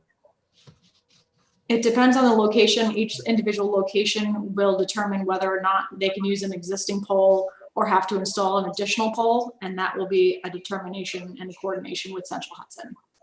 So that hasn't been determined yet. But the installation of and potential for rock drilling has been accounted for in the budget. All right. So again, you know, we decided the issue. The question here is just moving it from last year's budget to this year's budget. All right. So any other questions, comments for Chief Tinty, Julie Noble? In that case, anybody want to make a motion here? Steve Shabbat makes the motion. Tony Davis seconds. Any discussion? I was a no vote when we voted last year, and I'm still a no vote on this. Okay, any other discussion? If there's no other discussion, then without objection, I'll call for the vote. All in favor? Do you have to read it? I'm sorry. Yes, you're right. Thank you, Tony. It reads, request approval of the following transfer to provide funding for the city's share of license plate reader technology to be acquired under the city's NYPA Smart City Technology Grant, moving from the line for major equipment to the line for major equipment from New York State grants, $225,000, and from contingency, $150,000. All right, so all in favor? All opposed? The one no vote is Michelle Hirsch.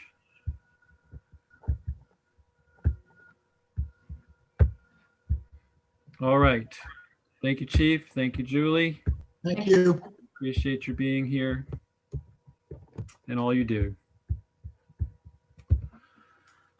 I think we can go back to the order of business here. So the second item here is the Broadway and Grand Street intersection. John Schulteis, I believe you're still here and even awake. Excellent. All right, sir. Can you explain to us what's happening, what the need is here? Yeah, good evening, Mr. Chairman, members of the Common Council. I'm going to, I'll give a brief refresher on the project as a whole, and also available to help with any questions tonight, Kristen Wilson, Office of Grants Management, and I believe the mayor might also be willing to speak on this if there are questions. But of course, this request is for additional funding for the Broadway at Grand Intersection Realignment Project. This has been under design in different ways for many years. Ultimately, it was split off from the Broadway streetscape as a whole project. That Broadway streetscape, of course, started construction about this time last year and is expected to complete in September of this year. This project, the Broadway at Grand, will add the necessary best possible ending for the Broadway streetscape project. And it consists of realigning the intersection to take advantage of the acquisition of the former Planet Wings to make the intersection align in a safer and more efficient manner. So this project, the objective, of course, is to improve the efficiency and the safety of the intersection for all users. So for drivers, for pedestrians, and for cyclists. So since the council approved the funding towards the end of last year, we were able to complete the design and issue the project for bids. Bids were received about 2 weeks ago, and we found that the low bid was submitted in an amount of about $1.28 million, which exceeded the engineer's estimate. And also, in order to award that, additional funding is needed. So that's the subject of our request tonight, is that to advance this project, which again, we think is the best and safest and most logical project to construct at this location. We are asking tonight for authorization of an additional $325,000. And I'll just wrap up by saying that the project also, of course, is not entirely city funded. In fact, with this expected budget, the grant funds that Kristen's office has been able to secure will pay over half of the cost of the project. So we have a grant funding of about $725,000 in total, including the multimodal grant. I believe that was a member item from Assemblyman Cahill. And so in order to complete this and make the best use of the grant funds and the previously authorized city funds, and to take advantage of the best timing for this project, which we believe is now, we're asking for a positive vote on this additional funding, which would enable us to award the bid.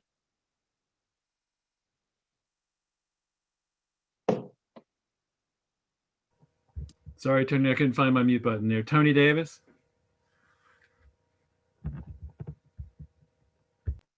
Sorry, it took me a while to find my mute button, but thank you, Tony Davis here. And I had a conversation with John Schulteis, the city engineer, earlier today, and I'm going to let him have the chance to respond to it. But the questions were, and two questions, two folds.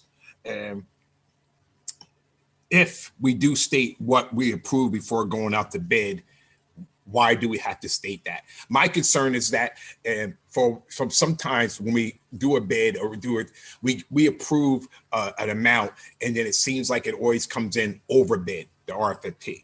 So my thing is do we have to state and what we approved and before it goes out to bid, and that falls back, does the RFP state the authorized amount that the city has approved? Not state, I just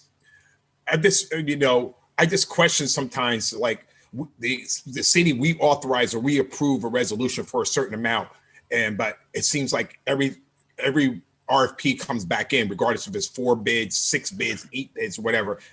No one comes in under bid or at the bid price or at the price. It's always over the price. And so those are my questions to John. And we talked for a brief moment, and I had another appointment, so I wasn't able to get the answer. So I was just letting John be on record. And I told him that I wanted to be on record as stating, do we have to, and this might be a court thing or something like that, do we have to state what we approved for a resolution?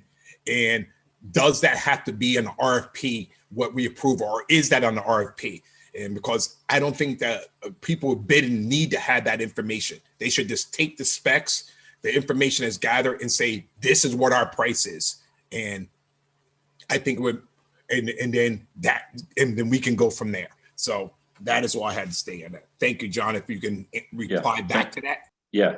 Thank you for the question. I think, as I understand your question, you'd like to know if there's some information that we provide to bidders that maybe prejudices how they're going to bid the project and whether they would bid high or low. The answer is generally no, we don't provide that to bidders. Sometimes we'll provide an engineer's estimate for the project. In this case, we probably did. Bidders, might refer to that, but I don't think any of them look at that and say, well, I'm going to bid 2% above that or 5% below that. I don't think that's an approach.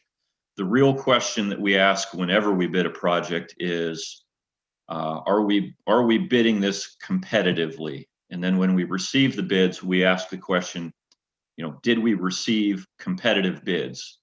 So an obvious example is if we only receive 1 bid back for a project, obviously we get very nervous because there's nothing to compare it to. In this case, we received 4 bids, and we believe the low bid represents a competitive bid of about $1.28 million. The next highest bid was about $1.4 million, just to give you an idea of the variation that, no 2 bidders will look at a project the same way. And of course, they're free to bid any amount that they like. When we get the bids back, we do a careful analysis. The bidders are required to certify that there was no collusion among bidders. And so we compare the bids received to the engineer's estimates. We look for any 1 or 2 items that might have been a mistake. We look for mathematical errors in the bids. And in this case, we're convinced that we got competitive bids. So just a follow up on there. So the information that you provide on the RFP, does that state what the city has authorized, the amount that the city has authorized for a particular project? Generally, no. I think what you're asking is do we say, okay, if the city has available funds of X number of dollars, we generally do not put that in an RFP, and in this case, we did not do. But the engineer might provide an estimate, which oftentimes is the basis of me coming to you. And later tonight, I'm coming to you for Elmendorf Street Bridge authorization, and that's based on an engineer's estimate. Those engineers' estimates are based on oftentimes statewide bid experience, sometimes adjusted for the region of the state that we're in. But we see variation, on any given day, you're going to get a bid that's a little higher, a little lower. They change, monthly, what the bidding environment is. So again, your city engineer is what you usually request from us, and we either approve it or not approve it.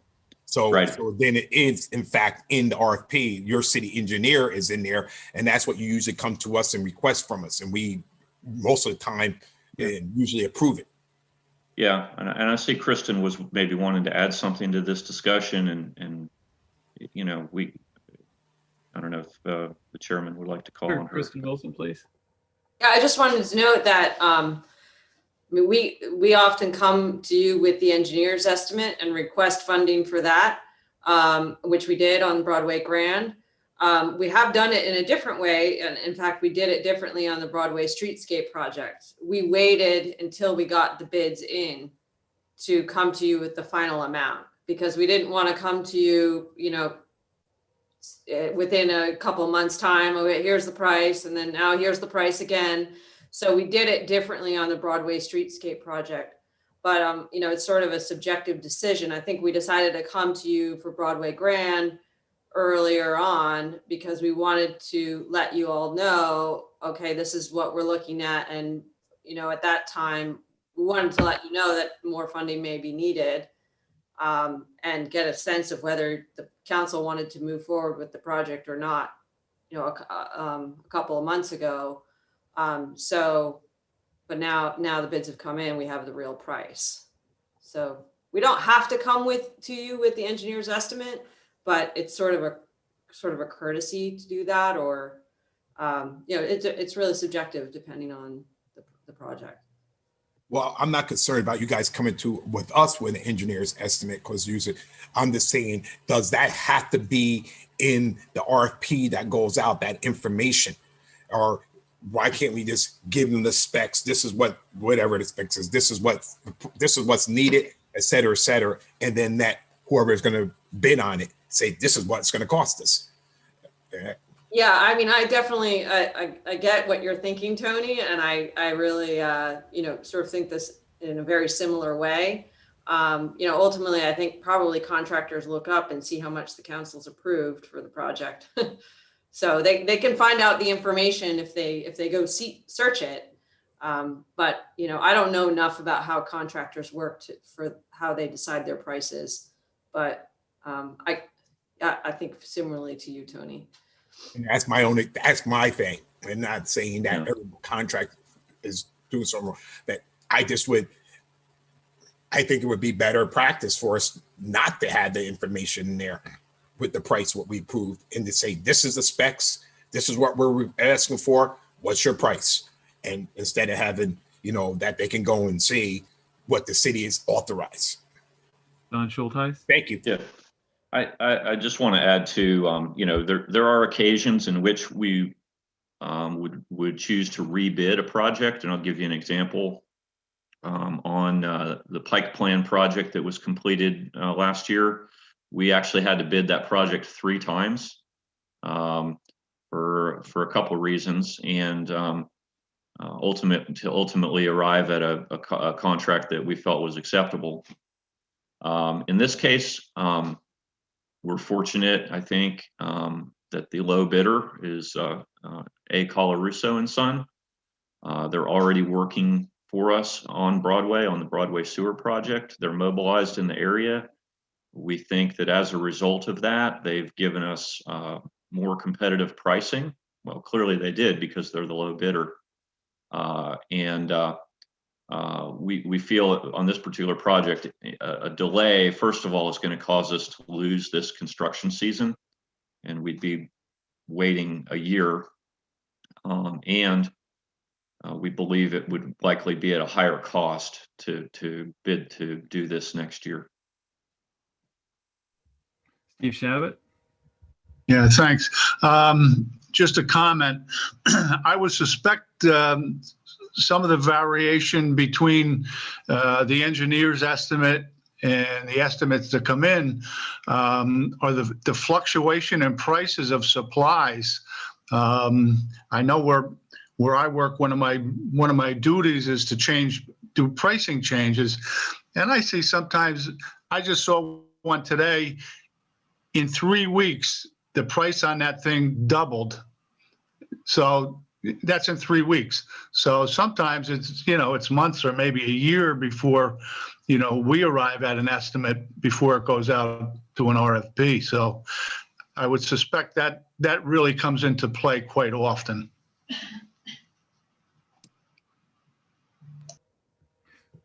Yeah, I think that's sound reasoning. Any other questions or comments for John Schulteis on this project or Kristen Wilson?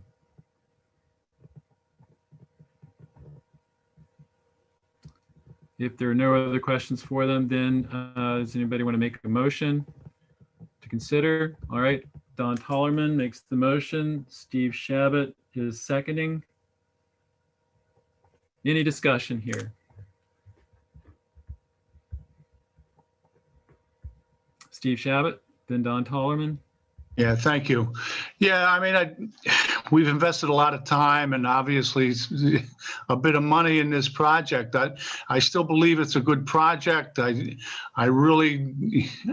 think that's a bad intersection there. You know, the safety, the efficiency, as John said, and you know, I say this all the time. I hate to overlook the appearance. I think that when this is done, it's really going to, you know, make the whole Broadway corridor look better. I mean, it's not attractive. You know, it's pretty gruesome right there. It doesn't look good at all. I'd like to see it look better. I'd like to see it safer. I'd like to see it more efficient. So, you know, I've pretty much been with this project from the beginning, and you know, I'm still going to go with it. I still think it's a good project. Thank you, sir. Don Tollerman. Hi, Don Tollerman here. This is interesting to me. You know, if this were a business, if we could run the city like a business, this would not be acceptable. You know, it's I would start the process over. I'd look for new ways to do it, and I would hire someone else. But it's not a business. It's the government, and there's so many things that are intertwined with it. You know, the streetscape and you know the delay, and I guess our hands are really tied. It's, you know, is it good money after bad money or good money after good money? I don't really know.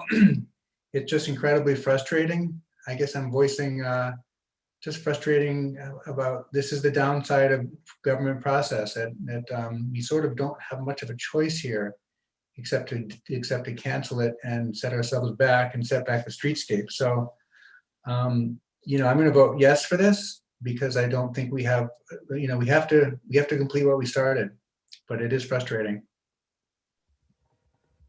Thank you. Any other comments, questions? Michelle Hirsch? So this keeps coming before us, and I'm sure we're all frustrated by it, and the public is frustrated by it.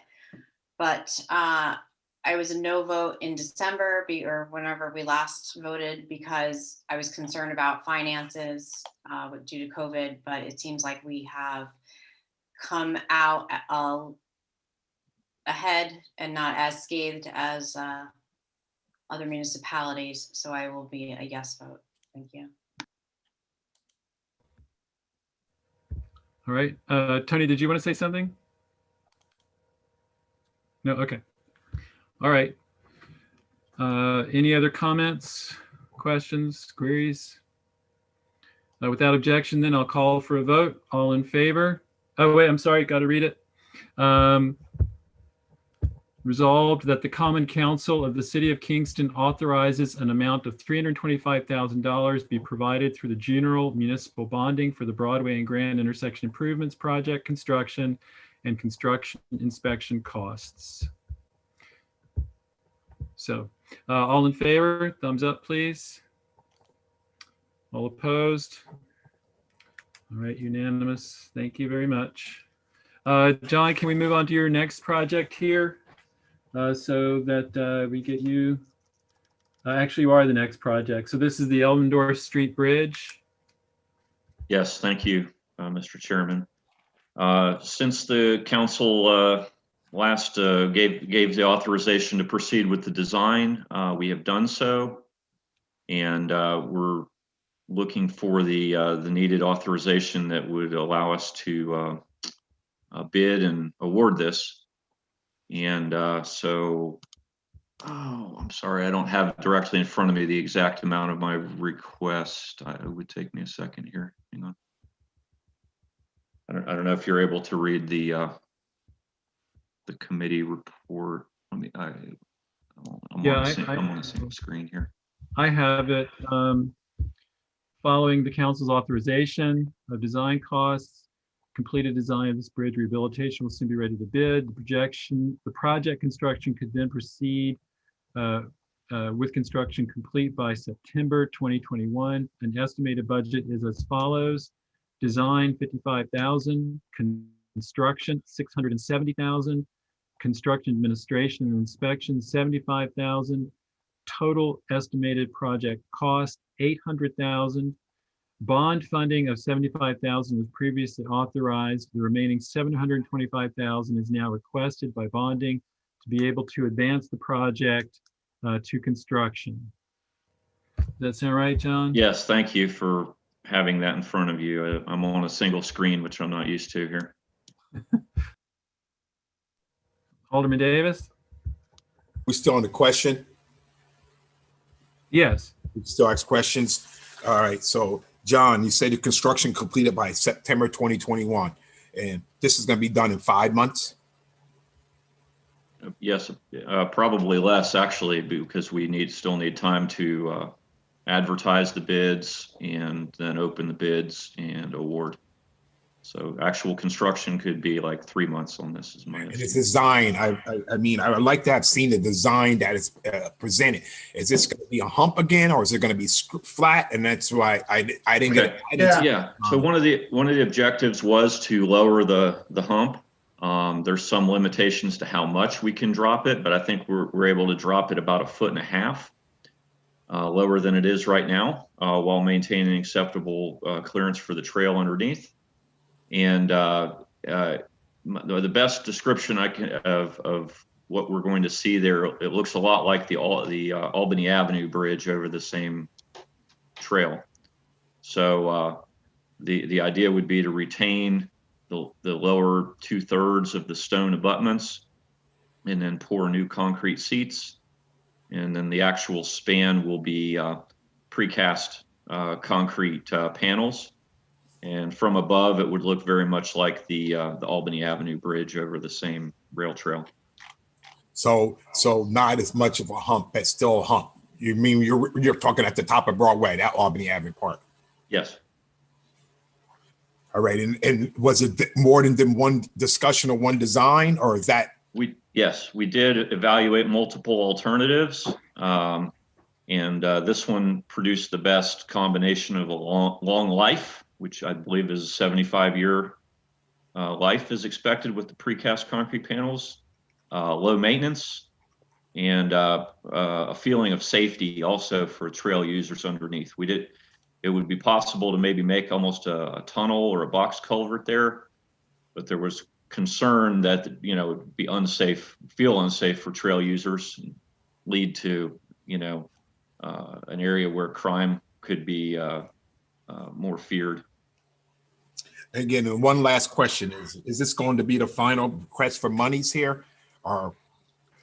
Well, I hope so. I do hope so. I've tried to build in a little escalation, but again, we do the best we can to get as many bids and the most competitive bids we can, and we'll do the same on this project.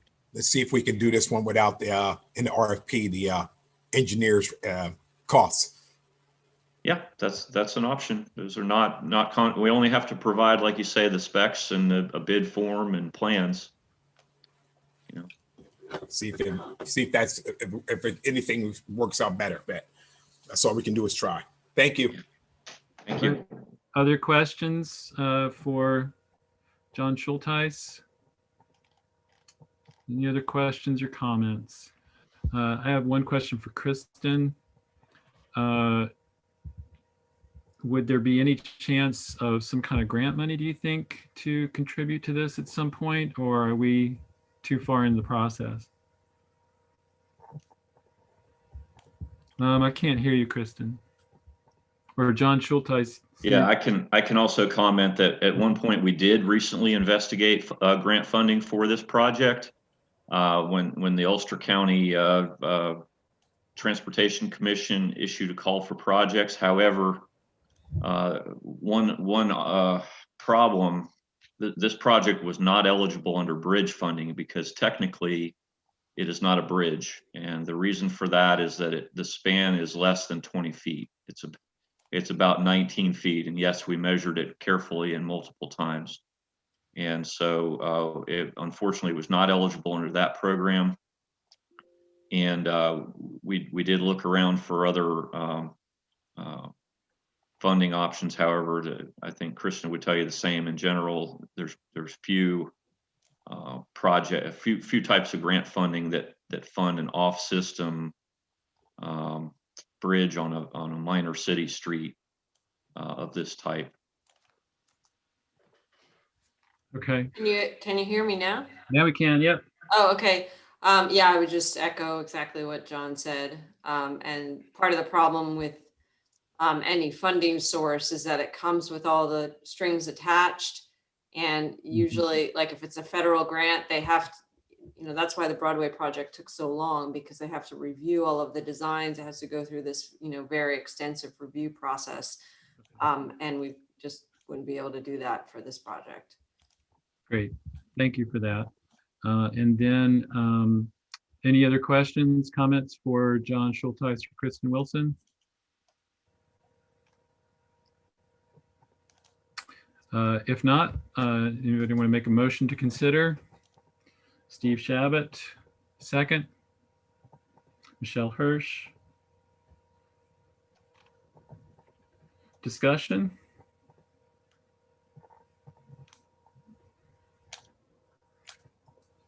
Michelle Hirsch, then Tony Davis.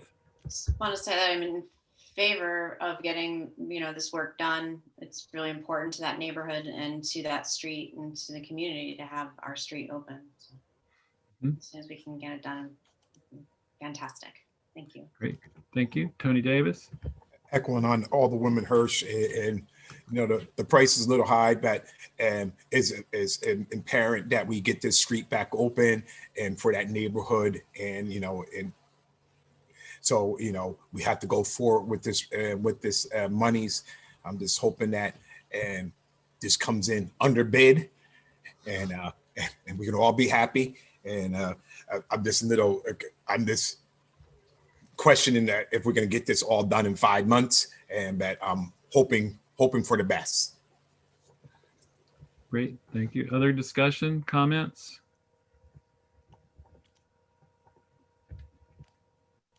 Hearing no further discussion, then without objection, I'll call for the vote. The report reads, the Common Council authorizes bonding of $725,000 for design, construction, and construction administration and inspection.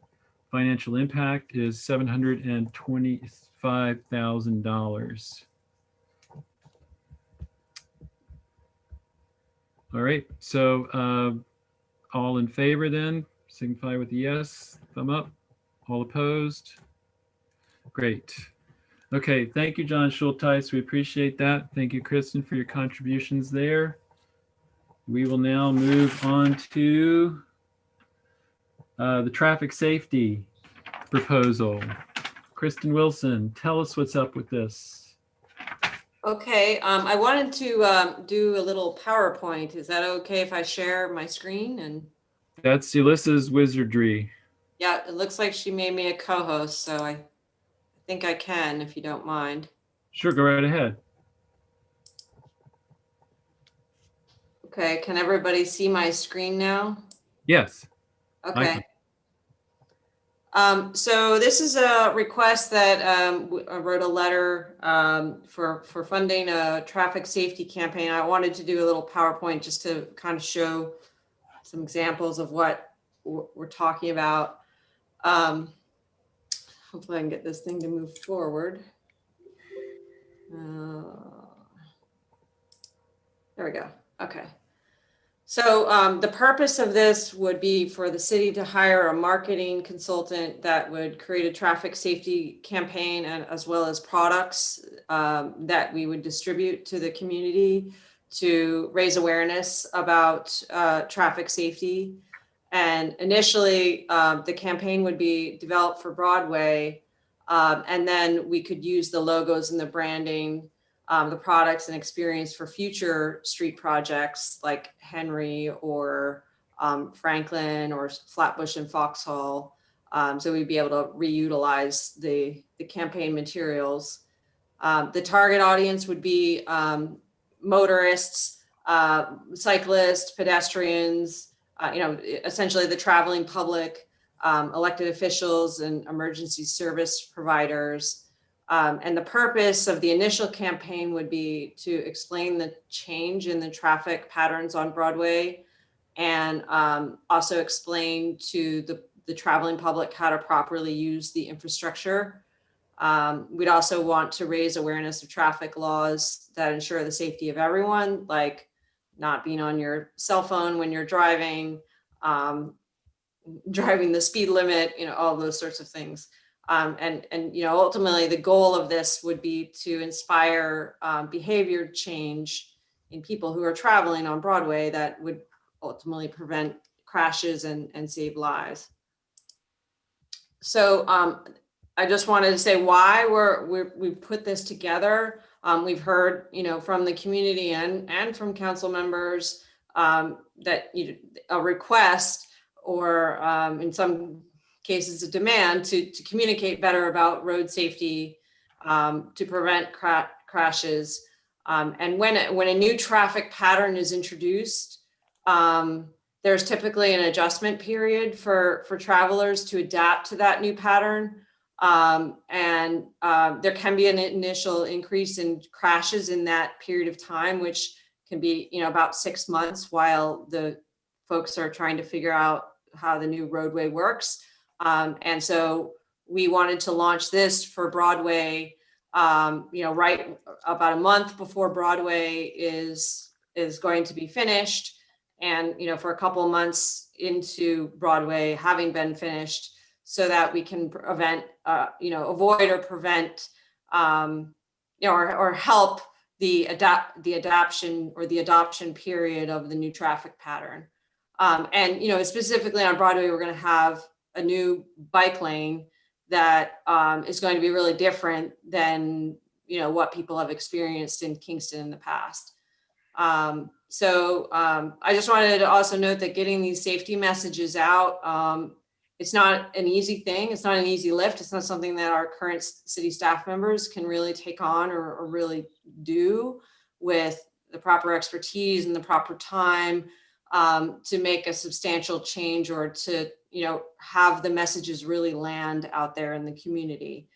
We could put a few press releases and Facebook posts out, but that's not going to really drive the change that we want. So I did a little bit of research, and we had a team of city staff who came together. We did some, including our consultants, the GPI, we did a bit of research to see, what kinds of things would we want to do. And then we ultimately put a scope of work together for what we think would be an ideal scope for a marketing consultant to make this happen. So, included in that scope would be, they will put together a logo and a brand for the City of Kingston, traffic safety campaign. This is an example from Albany. They have a campaign called Capital Coexist. Some of you might have seen the See and Be Seen posters, I think, that have come out from the Governor Traffic Safety Council. So they've done something kind of similar to that. We would use our Engage Kingston page, where we could have like a landing page for all of this traffic safety information. But the consultants would be putting together the logos, the branding, and the copyright, everything that we would be putting out on this website. And then we would want to do radio spots. So I did a Google search for radio spots just to give you an example of what I mean by that. So I'll just play this one. It might be a little bit, I don't know, heart-wrenching or maybe a little odd, but it's from Australia. It's one that I found. So this is kind of an example of, the kinds of messages we might want to get out to the public, and hopefully this will play. Kristen, I don't speak Australian. No? My mommy's sick. Can you hear that when I just played that? A little bit, yeah. Let me try again. Says I'm her little angel. So why would someone smash my face? Well, I had an important meeting to get to. It's my 10th birthday today. So why would someone break my arms and legs? I was running late for a dental appointment. I made the state hockey team this week. So what excuse could anybody have for killing me? You don't expect me to miss the start of Neighbours, do you? There are no acceptable excuses for ignoring speed limits. On the highway, every kilometre you travel over the limit significantly increases the damage. Remember, limit your speed, limit the damage. Please, drive within the limit. So, you know, that would be an example of, you know, a radio spot or something like that. You know, we would make it special to Kingston, and that you know, when I did our research looking for other things, you really have to do it. You know, Rochester has their campaign, Albany there has their campaign. You have to do it for the infrastructure that you're educating people about. So it's an example.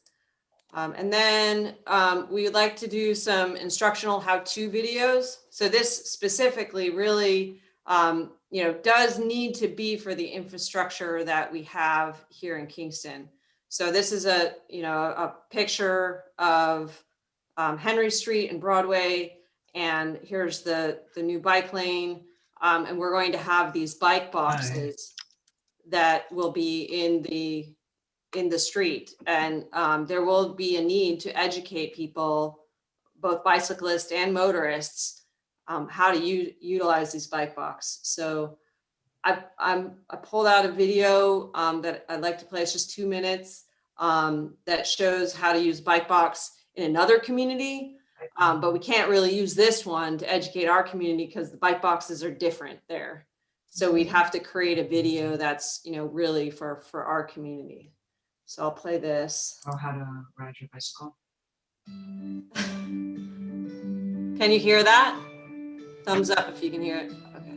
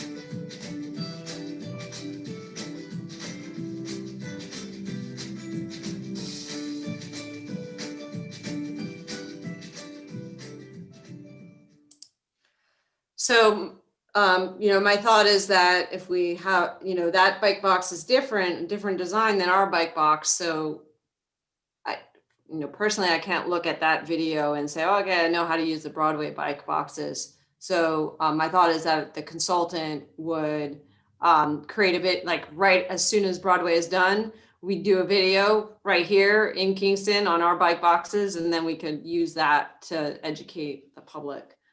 So, and then, you know, some other ideas are, you know, ads on buses or billboards. And we actually do have a little bit of funding from the Ulster County Transportation Council to put ads on the UCAT buses, you know, about Broadway, about the Broadway infrastructure.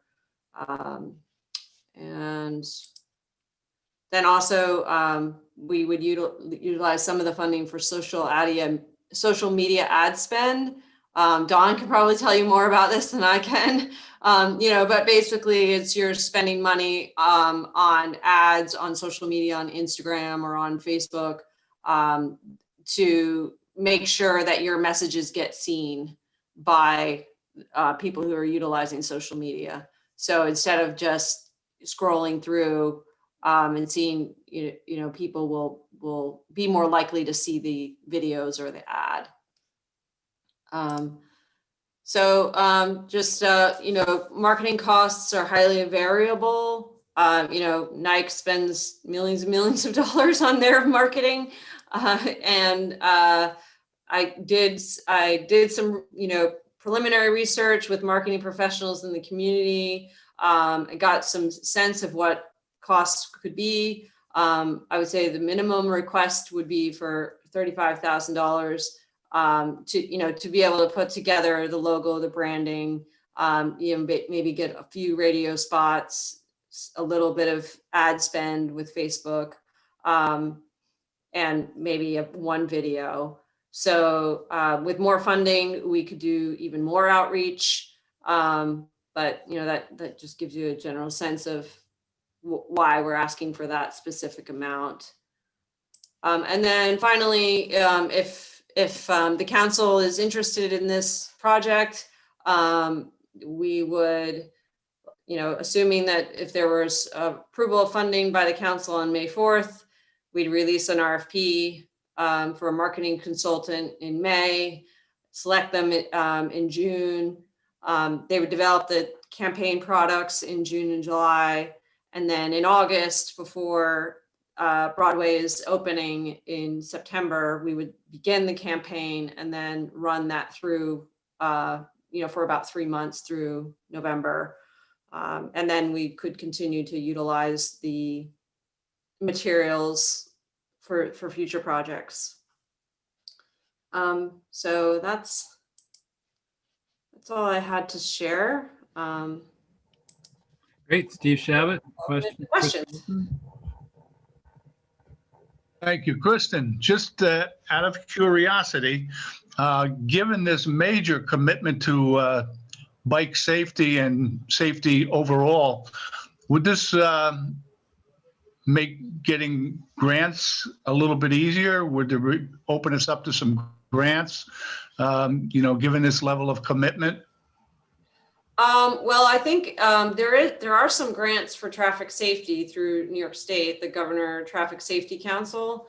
I think that we, you know, we do have a partner at SUNY Ulster that applies for those grants for the region. We may be able to apply for, there are some grants for police traffic services as well, or so we could apply for that, and this might make us a little bit more competitive for those grants.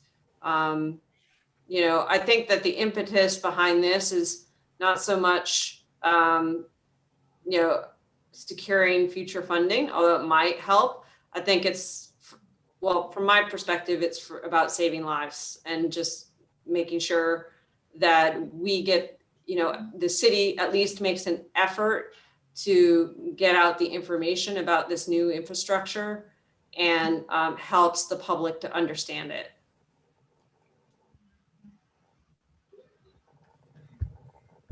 Don Tollerman. So, Kristen, this is a nice program. I really, I'm glad you're thinking ahead.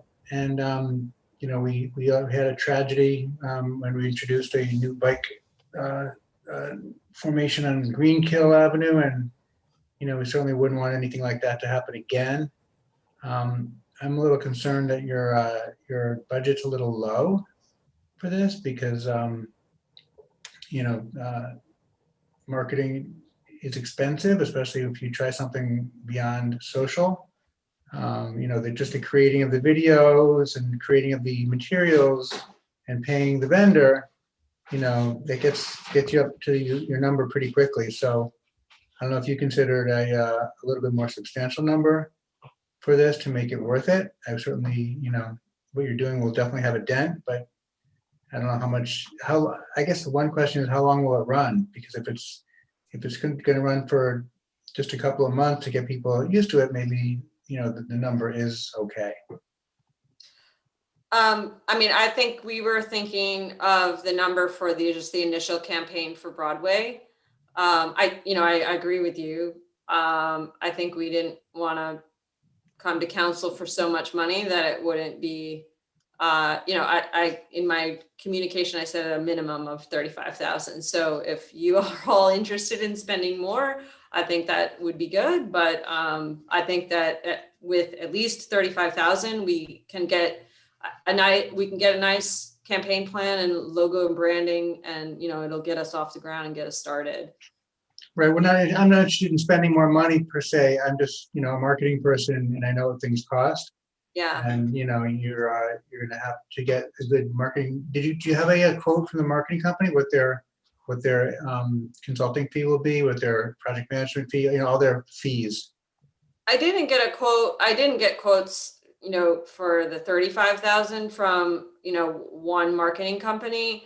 What I did was I spoke with a number of different marketing professionals and got, varying quotes. And, from those conversations that I had, it really depended. If I was speaking to somebody who was working for a marketing firm, the costs were a little bit higher. If I was speaking to someone who was more of a freelancer, the costs were a little bit lower. So I just went somewhere in the middle. Okay. Other comments or questions for Kristen? Tony Davis? Kristen has several questions, and one piggyback on what Alderman Tollerman said.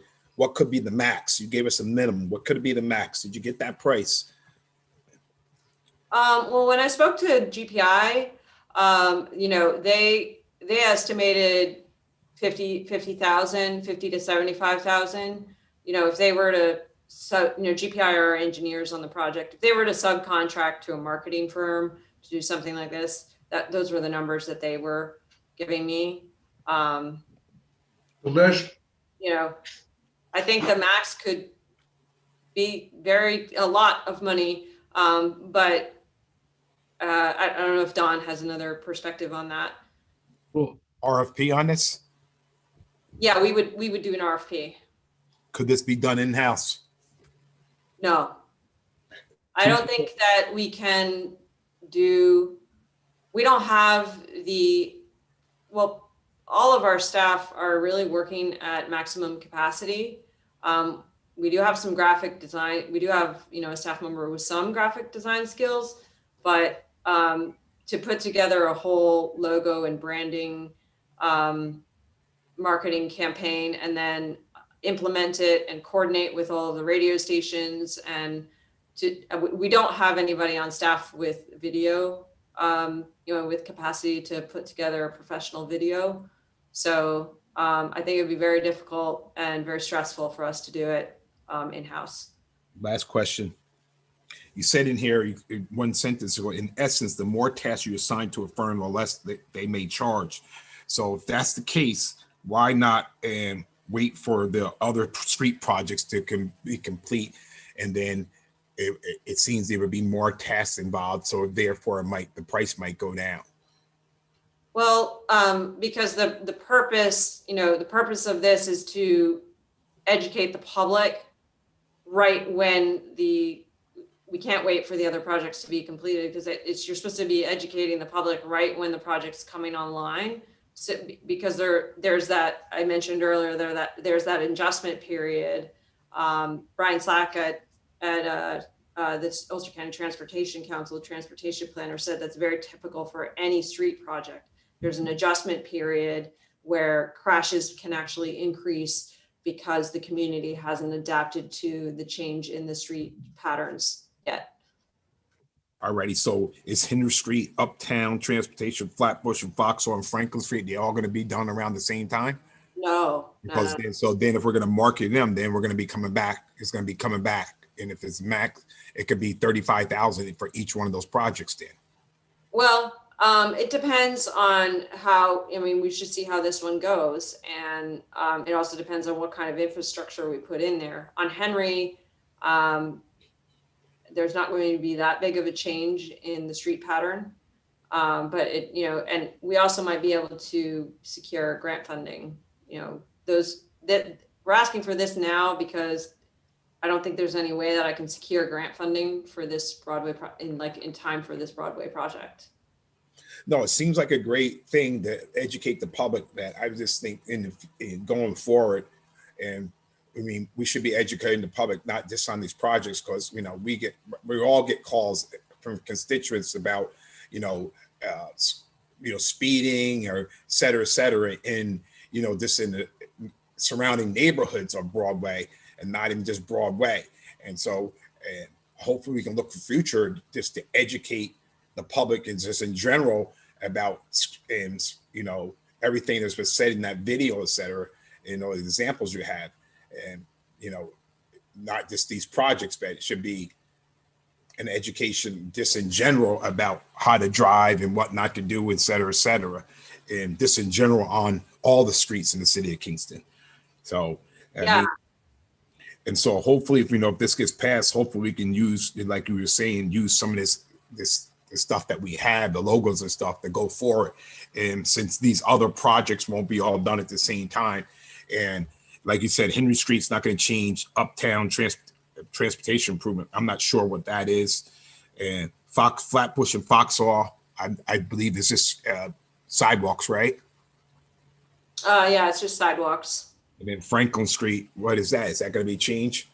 There'll be sidewalks, but they'll be 6 feet wide instead of 5 feet wide, so that they would better accommodate children on bicycles. So it seems like the only real project is this Broadway streets. That's going to have a significant change to street patterns and the boxes and all that this needs to be done for. Well, no, I think there will be changes on Flatbush and Vauxhall. I don't know what the design is going to be yet. And Uptown transportation will, we're looking at a roundabout. There will be some changes there as well. And also some safety concerns at the Washington Ave and Hurley Ave intersection of how bicyclists will get through that. So I think of it the same way as you do, Tony. I think of this is just really the launching point for, like these other communities. They have this traffic safety campaign that they're using over and over again. And, I'm hoping to partner with the police department and, really work to get the messages out about traveling safe and following the speed limits and, all of those messages, not using your cell phone. I think it's not only just about Broadway. I think it's about how we conduct ourselves in the roadways in general. Okay. Well, hopefully you can find some funding if this goes through for these future and projects, and that we can try to see if we can find some grant funding for it. All right. Right. So some of this would be reusable on any later projects, right? So once you get the logo, once you get some of the branding and some of the sloganeering done, then it's more a question of adapting that to more specific projects as they get designed and developed. Yeah, I think it would be, for example, this time around, we might put something on the UCAT buses about Broadway, but we could reuse that for Vauxhall and Flatbush, or, when we could reutilize the look, the feel of it. It's sort of like, I don't know if folks are familiar with Vision Zero down in New York City, or, if that's rung a bell with you. They have a traffic safety campaign called Vision Zero. So, I think the goal is, zero pedestrian and or 0 deaths on the roadways. And so they have all sorts of campaign ads in their subways and online and videos, so it would be, I think of it like that. And then how will you assess whether or not the program is effective? I don't know. I was actually looking at some academic articles today about the effectiveness of traffic safety campaigns and the psychology around them. So, this is not my wheelhouse. I'm not an expert in this, but I know that is a tool that is used by the Governor's Traffic Safety Council, and I'm not sure I would know how to measure that, but that's a really good question. And I would ask our consultants to help us answer that question. Okay. Some other folks had questions or comments. Did I see hands up? Michelle Hirsch. Yeah, I'm just wondering why we have to allocate money first, why we can't just, put out an RFP with a scope of work. We want so many ads on buses, we want so many radio ads, we want so many booths on Facebook, and put out an RFP with specific information first. We could do that and then come back, if there's a response. The problem is that if the council does not intend to fund this or is not interested in this, it's a lot of time for us to spend on an RFP. If I can also chime in there, Michelle, because that would require someone to decide exactly what it is that we need. How many Facebook ads? Do we want a billboard? Do we want a video? And that's really, we need the consultant to advise on that. So you couldn't, we'd be making it up. Okay. Anything else from anyone? For Kristen? All right, then, do we have a motion to consider? Don Tollerman. I just have one question. I'm sorry, Ren. I didn't get it. Where's this money going to come from? Contingency. Thank you. All right, so we've had a motion and a second from Steve Shabbat. Comments? Discussion?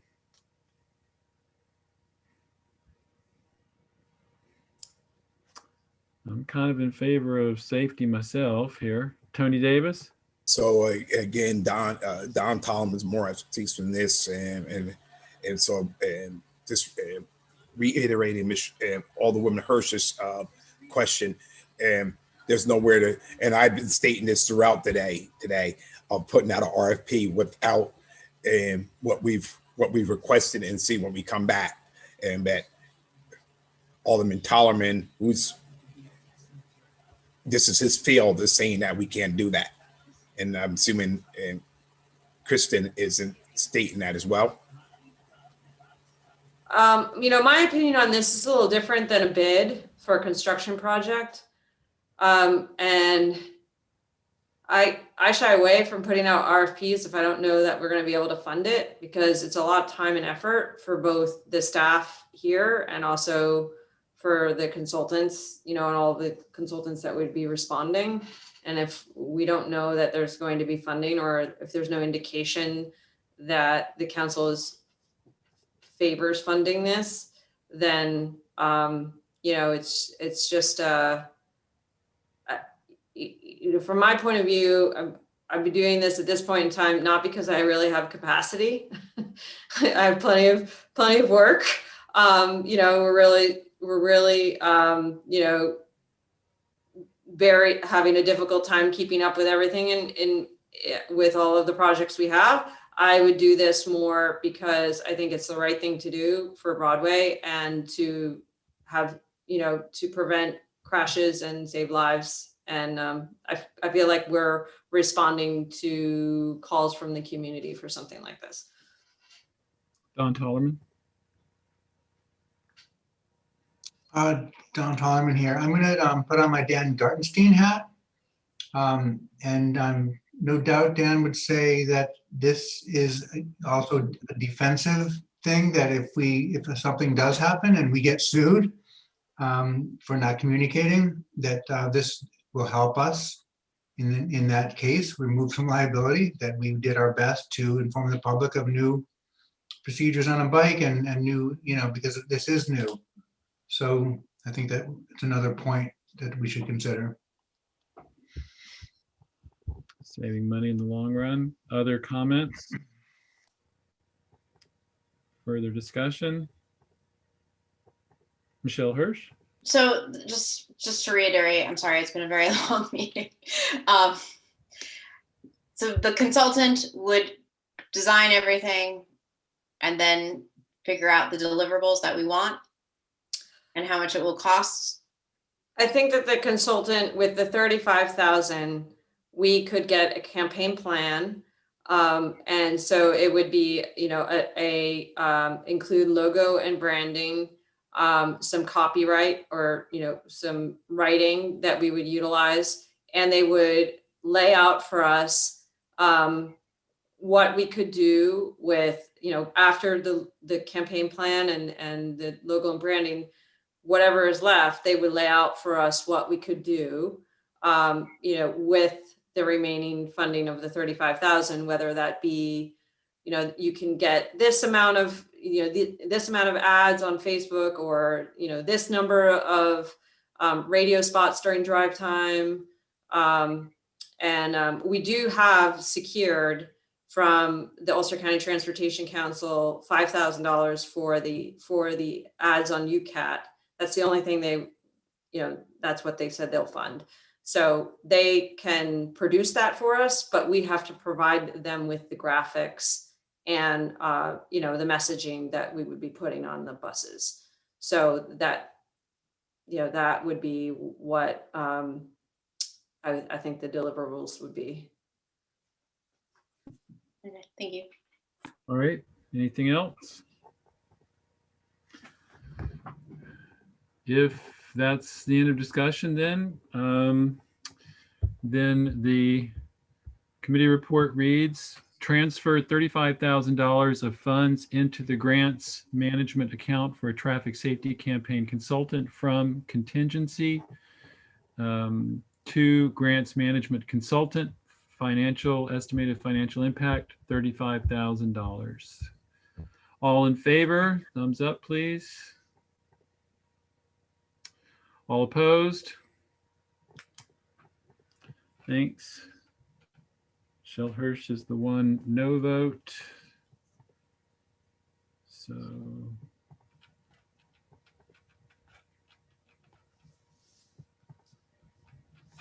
all right.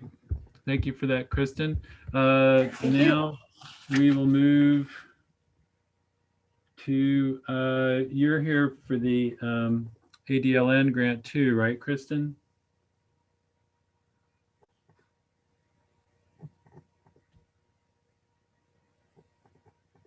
I can't hear you again. Yes, I am. I'm sorry. I will admit that Ruth Ann put that communication together for me while I was on vacation. Came in tonight? Sorry? This was already on the agenda, right? It's yeah, not, yeah, it should be. This is a request to expend funds for the anti-displacement learning network grant in the amount of $1 million, I believe. That's correct, $1 million. Yeah. So we're requesting the authorization to expend those grant funds. So you've already gotten the grant funds. There's zero impact on the city, correct? Yes.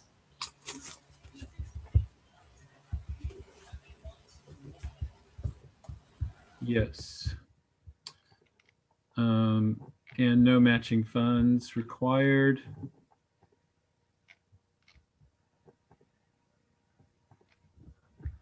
Do we have a motion or okay, motion from Steve Shabbat, second from Tony Davis.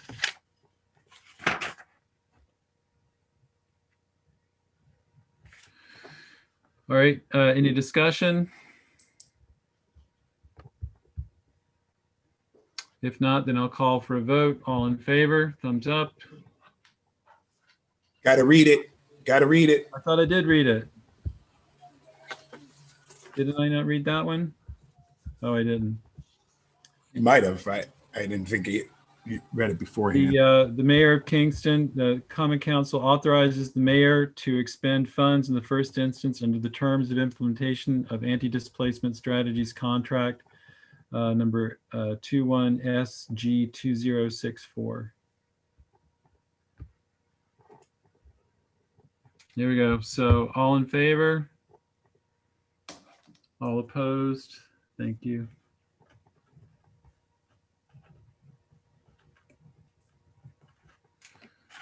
All right, we got two more items. Let's go to the rec fee Oh, Rennie, you're muted. Then how did Lindsay know? I'm on it. You're on it. All right, so this is the recreation fee transfer. This is on page 59 of the agenda, if you're following along at home. Hi, Lindsay. Tell us what this is about.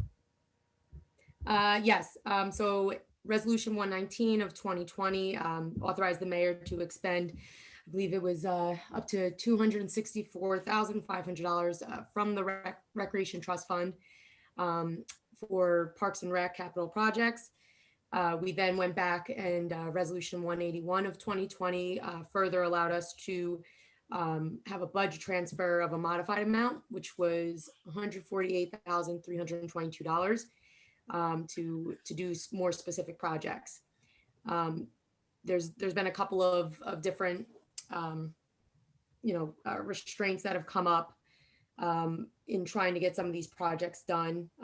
One of which we mentioned CDBG, allowed us to use less of that money to get some of these projects done and spend down those funds.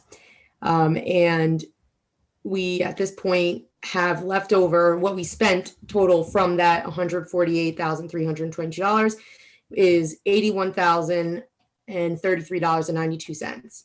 And that leaves us with $67,288.08, which we are just simply requesting to transfer to be able to spend for the Kingston Point Park Playground. So in the committee report there, Lindsay, it says transfer 62,478, which is not the same as the 67,000. What am I missing? Really, mine says 67,000. So really, in the line above, in the committee report. Huh? The one I'm looking at says 60. Well, I see it says transfer 60. Yes, I see that. But then the bottom it says 67,000. Oh yeah, there is a typo there. Yeah, the total amount is the 67,000. I apologize for that. I don't know where the number is. So but no, the correct number is the 67,000. Okay, so Elissa, if you will correct that to make sure that that's the correct number in the resolution if we pass this. Yep, no problem. Thank you. All right, any questions for Lindsay? Tony Davis? Lindsay, Tony here. Hi, Tony. I know that we forget that you have a young child there. We should have had you go first. Okay. All these projects that it says here in this communication, they were have been completed? No. So Hasbrook Park has been completed. Yeah. I know that Raquel Knox is underway. The Wi-Fi, I believe, is I think all purchases have been made. Is that correct, Julie? Fence removal at Barman, complete. Hutton Park is the one that we have continued not to advance at this moment. We're revisiting that. There's been a couple of conflicting opinions on how to proceed with that one, whether or not to just make the improvements or to start from scratch completely on that specific site. What about Lauren Park and the skate park? I mean, do you know? So, my understanding, the skate park was not actually that actually was not approved. It was just part of the original request. Okay. So And Lauren Park, I think, all right. Lauren, I think, came in under budget. All right.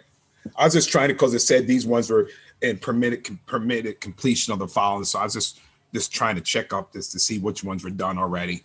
And so again, so this is using, just looking this money, like what I'm on the second page, it goes, it's unable to advance the Kingston Point Park Playground project using CDBG. What happened there? So I can let Julie kind of get into the details about that, but overall, I do believe it came down to the environmental review, and it was going to be more extensive than originally planned. The entire site was going to have to undergo the environmental review.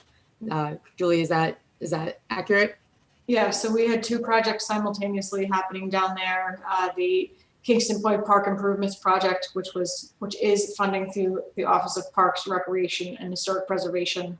That's to install the new soccer field and the new parking lot. We had already gone out to bid with that project, which is a $300,000 grant from the state.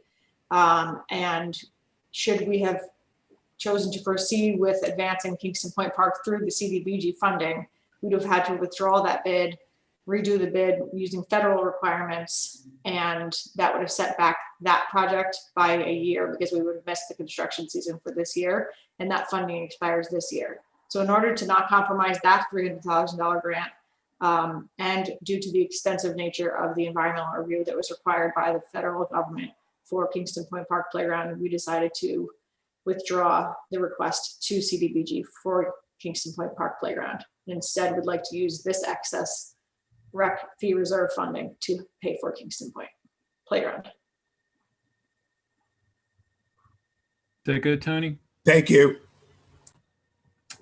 Any other questions, comments for Lindsay or Julie? All right, then if somebody wants to make a motion to consider. Tony Davis, second by Steve Shabbat. Any discussion? In that case, I'll call for the vote. All in favor? All opposed? Great, I'm sorry. We read the transfer already. Lindsay read it at the beginning of her presentation. All right, so the last item then is the, thank you, Julie. Thank you, Lindsay. Thank you, guys. Appreciate it. Have a good night. Thanks for getting all that done. The last item is the investment policy. John Tu, are you with us?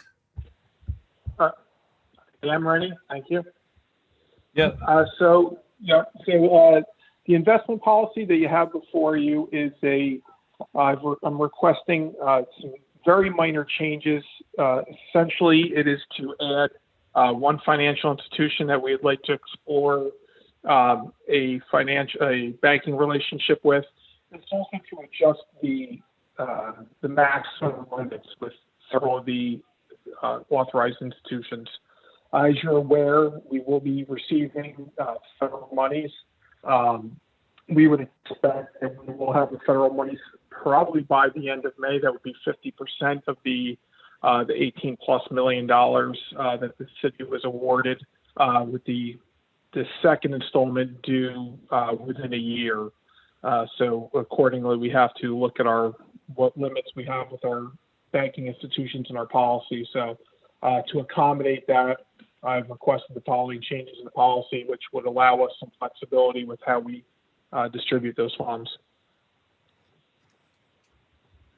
Thank you. Any questions for John Tui on this? Questions or comments? In that case, motion to consider. Steve Shabbat, second by Michelle Hirsch. Any discussion?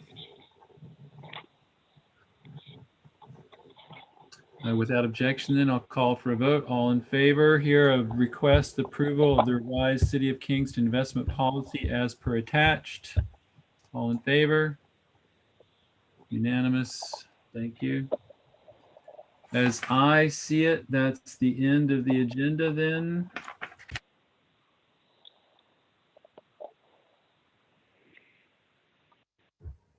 As I see it, then that's the end of our agenda for tonight, unless anybody wants to go for the record. All right, then. Motion to adjourn.